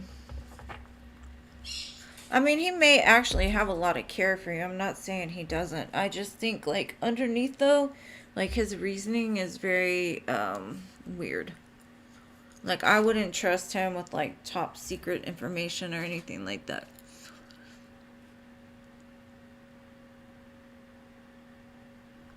Yeah. He definitely needs some healing. What we all do, it's okay. Okay, so what was your next question? Oh, thank you, Sierra.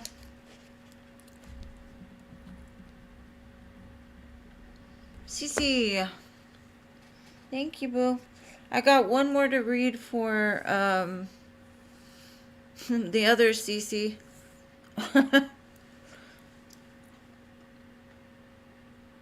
What was your second question?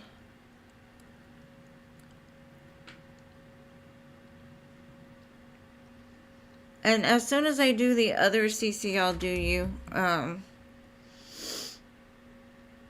CC. Sierra.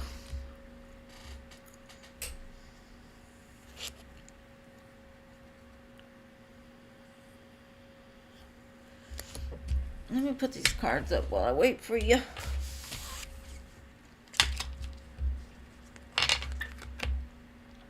All right, love, what was your next question?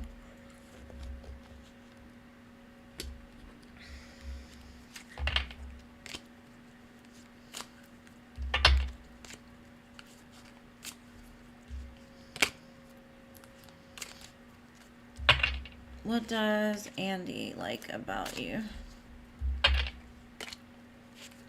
All right, let's see.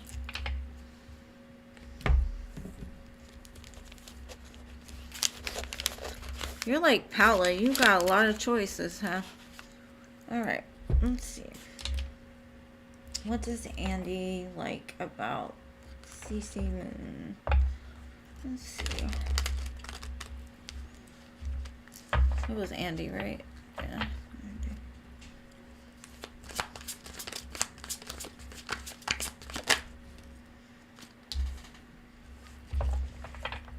He likes that you don't take no shit.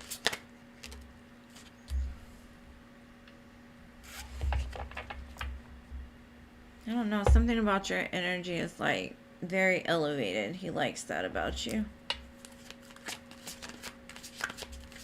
You've got a bright energy. But he also likes the fact he cannot figure certain things out about you. Like, you're not very open. He thinks you're a little sneaky. And it's a lot of sevens. So to me, sevens is about ascension. So he thinks you, like I said, he thinks very highly of you. Like, you hold a lot of back, or a lot of things back. So he likes the chase of you, I guess you could say. Like you make him think, you make him feel certain things, like you make him nervous a little bit, like he's not sure how to approach you, he's not sure what to do. He feels like he kind of tiptoes around your feelings, I guess. What else?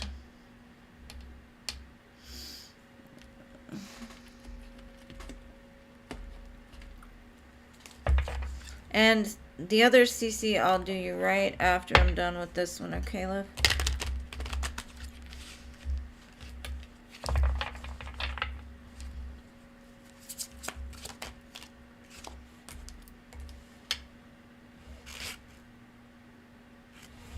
You've got a very freeing energy is what he's saying. Like, you don't hold on to stuff, you just let it go.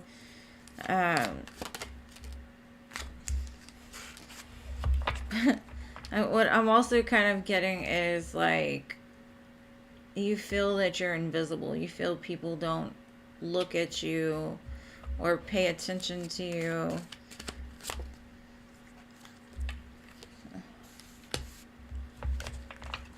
He feels energetically like the two of you met for a reason.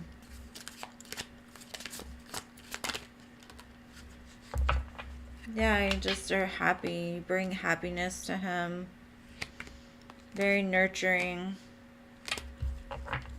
But yeah, that's what he likes about you. He likes how you, like, have a very playful spirit, like, but at the same time you don't have, like, this huge ego, or you don't feel like you're all that, you know, because a lot of women probably do.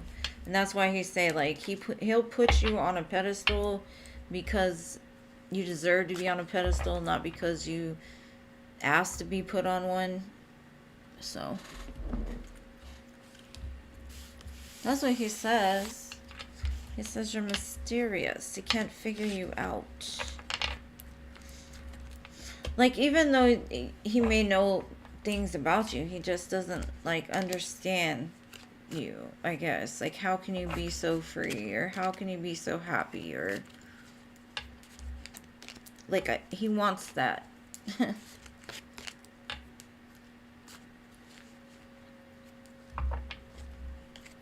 But that's what I got for you, love. Now the other, Sierra. What is your question?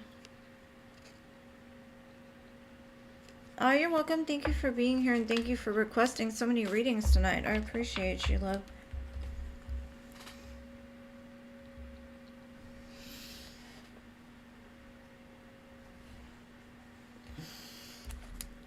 Alrighty, Sierra. Cece.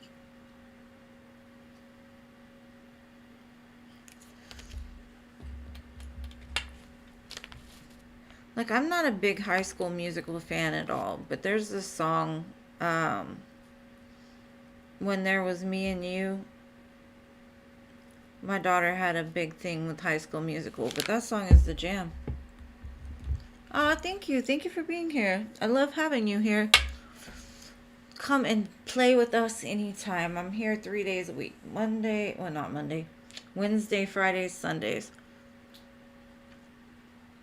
Same time, same place.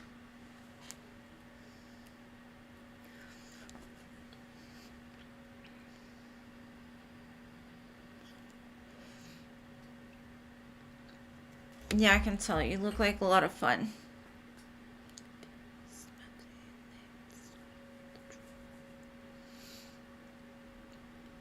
Where did Cece go?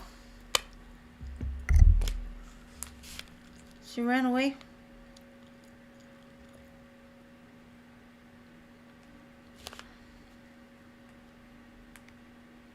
Sometimes I'm long-winded, I guess. This is for, I did this one for, like, Chinese New Year, I guess, and, Valentine's. I got sharks for March. Because I'm a Pisces. I got the underwater shark thing going on. And thank you. I love pink too. As you can tell, my chair matches finally. My chair has not matched any of my backgrounds up until now. Sierra, where did you go?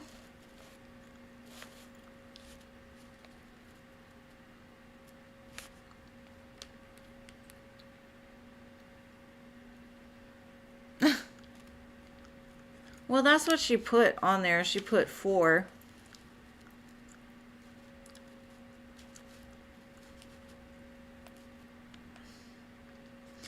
I just have, because they have the same name. Like, what am I supposed to do?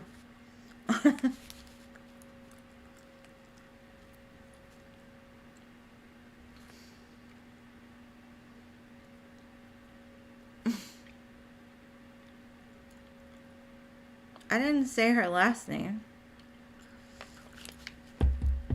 Here, let me just love her stuff and see if she comes back. I'm gonna wave. I don't think that'll work.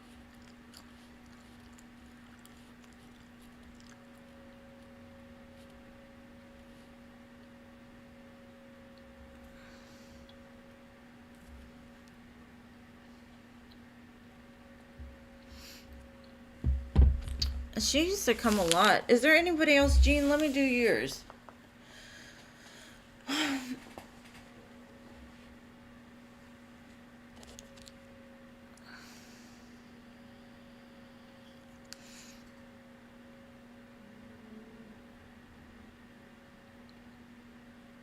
I didn't even have Crystal on my list. Crystal, what's your question? I haven't seen the list in so long. I don't know who I missed.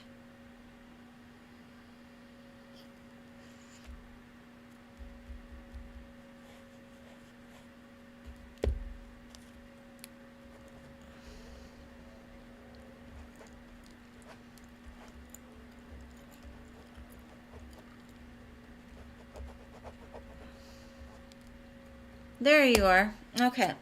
Danny been acting funny. What is his deal? He been acting distant. Alright, let's see what is Danny's deal? That rhymes. Danny's deal. Let's see.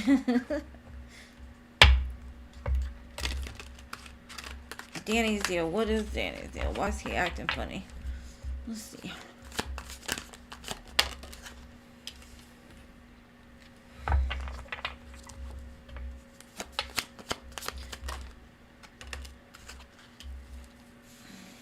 He's conflicted. Or there's some kind of like, the two of you are very different. There's certain things that you clash on, but at the same time, he's like telling me he's devoted, attached to you, he craves you. But there's some kind of conflict in regards to like, there's something like incompatible about the two of you. Or he thinks there's something incompatible. But still, he's still devoted to you. So I don't know. That's very wishy-washy. It does look like him acting funny. Because he says he has an open heart. He's vulnerable for you. Maybe that's where he's conflicted about being open.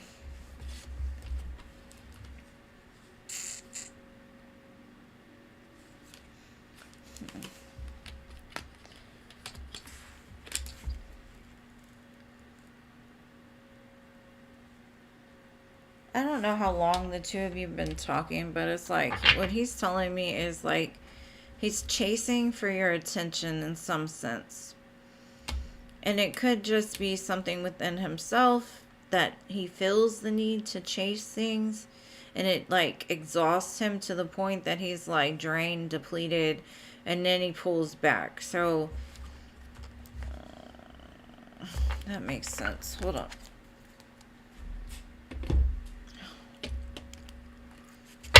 Let's see. What is he conflicted about? I mean, I kind of see what he's conflicted about, but he needs healing. It definitely says he needs to release and, like, cleanse. So that could be why he, like, he's all in and then he pulls back. He's all in and he pulls back. It's because he doesn't know how to temper things, right? Temperance is all about being able to, like, calm down the urges to chase and exhaust yourself for love. He definitely wants to collaborate with you. He thinks that the two of you have a spiritual bond in some sense. You help him to, like, move past his fears in some sort of way. I don't know why he's acting funny, though. It just seems like, I don't know, like he's always in, like, competition. Like, love to him is like a game. Maybe his Venus is in Aries. I recognize this energy. Yeah, he's got to learn to balance. Like, he lives in, like, the way I see it is he has two extremes. Either he's cold and distant or he's all in. There's, like, no middle ground for him. And in order to bring balance into the situation, he's got to learn to kind of play the middle. But yeah, that's why he's acting funny though. It's because he's got a lot of fear. He constantly feels like he's got to do more and more and more, and to the point that he depletes himself. So then he goes and does the complete opposite, thinking that that's gonna help to heal it, but it doesn't. But yeah, that's why he's acting funny, girl. I don't know.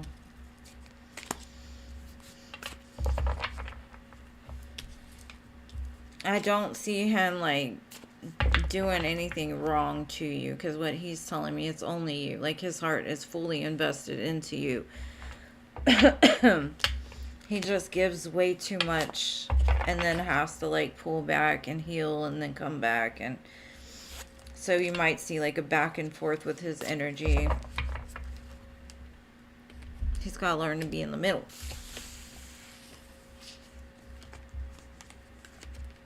Oh, I want some Taco Bell. I'm actually very hungry.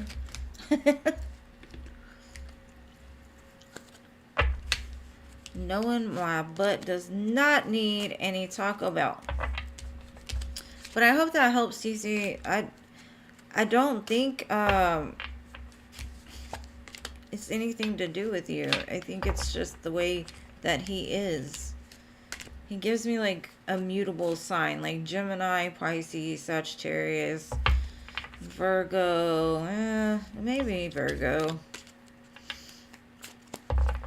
What? Yeah, because he don't want to chase you anymore. He's tired from chasing. But that's the runner-chaser dynamic, right? Like, he's a chaser, so of course he's gonna pull back because he gave too much because he was chasing. And then don't chase him. Just you show him how to play the middle. Like, when he does the most, be like, just chill out. Let's just Netflix and chill. Let's just, like, don't go all out for me. Don't do this, don't do that, And he might want you to chase him because he's exhausted from chasing. So,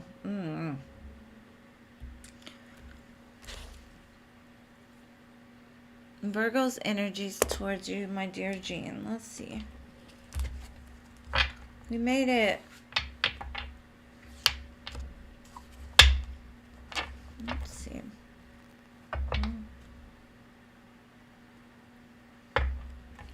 Chariot for a Chariot Hierophant.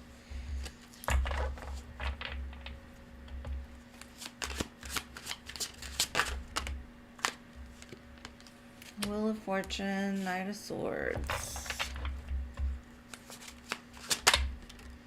Star.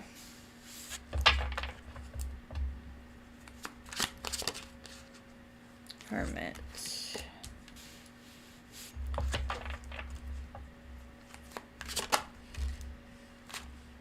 About time. Okay. He's realizing, he's come to the realization that things got to change. He can't keep doing the same thing and expecting a different result. He realizes he's got to do healing, and he's got to go inside and find out what really drives him. What is his star? What is his purpose? What does he need to do? And it all starts with the healing, right? Like going inside, separating yourself from what it is you think you want, and really finding out what it is you truly want. Things are changing though. I think he's finally come to, that epiphany that, oh shit, I'm a fuck boy, or I've been doing dumb shit, or whatever it is. I need healing. And it looks like he's planning on doing the work.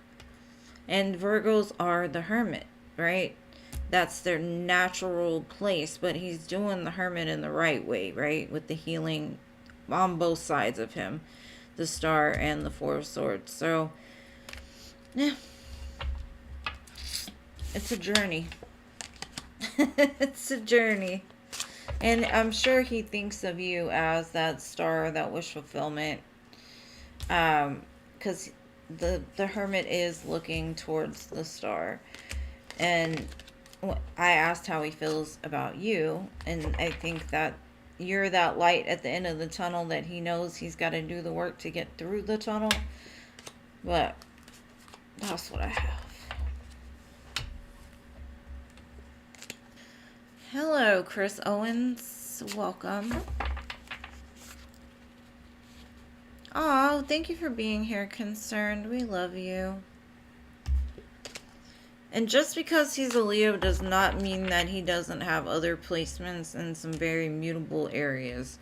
Because a lot of people say, oh, well, their sun sign isn't this. And girl, you don't know how many times I act more like my rising sign, my moon sign, my Mercury, Venus, whatever. Like, it depends on what you're dealing with, right? Look at his Venus sign. If his Venus sign is mutable, that might be where you're seeing that at.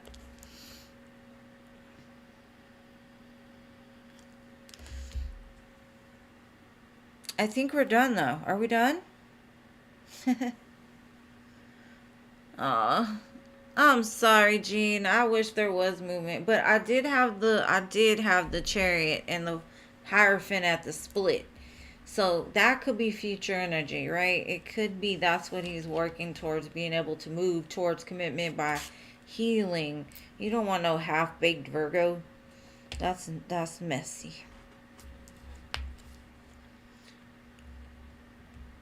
Yes, Leo gang. I love my Leos. I do. I love most of the signs. No, I'm gonna take that back. I love all the signs. I do. Some are just a little bit harder to deal with for me personally.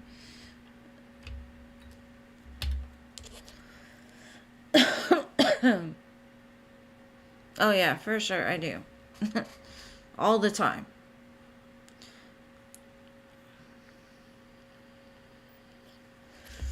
Yes, I am a combination of all of you. That's why I love you all, and that's why certain areas I do, certain signs I do have some difficulty understanding, because it's part of me. But anyways, ooh, no.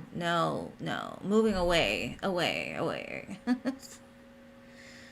It looks like he's going into a cave, boo. He's going into that deep, dark cave, and he's going to take him a little bit of a rest. And that's what he needs to do, because you don't want him to go straight from her to you. Because then he'd be like, well, I'm acting this way because I still need a heal, and putting you through all this extraneous dumb shit for nothing. I'd just stick with the diabetes, girl. Stick with the diabetes. I can't. I have to stay away from the diabetes.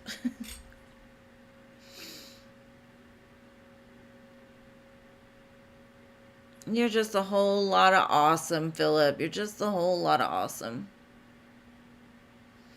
That'll be good, Jano. Good luck with that, boo. I know when I first started doing lives, I waited till I hit 500, because the first couple of times I did it, I was just like, oh my goodness. Nobody showed up, just my friends. But it might be different for you.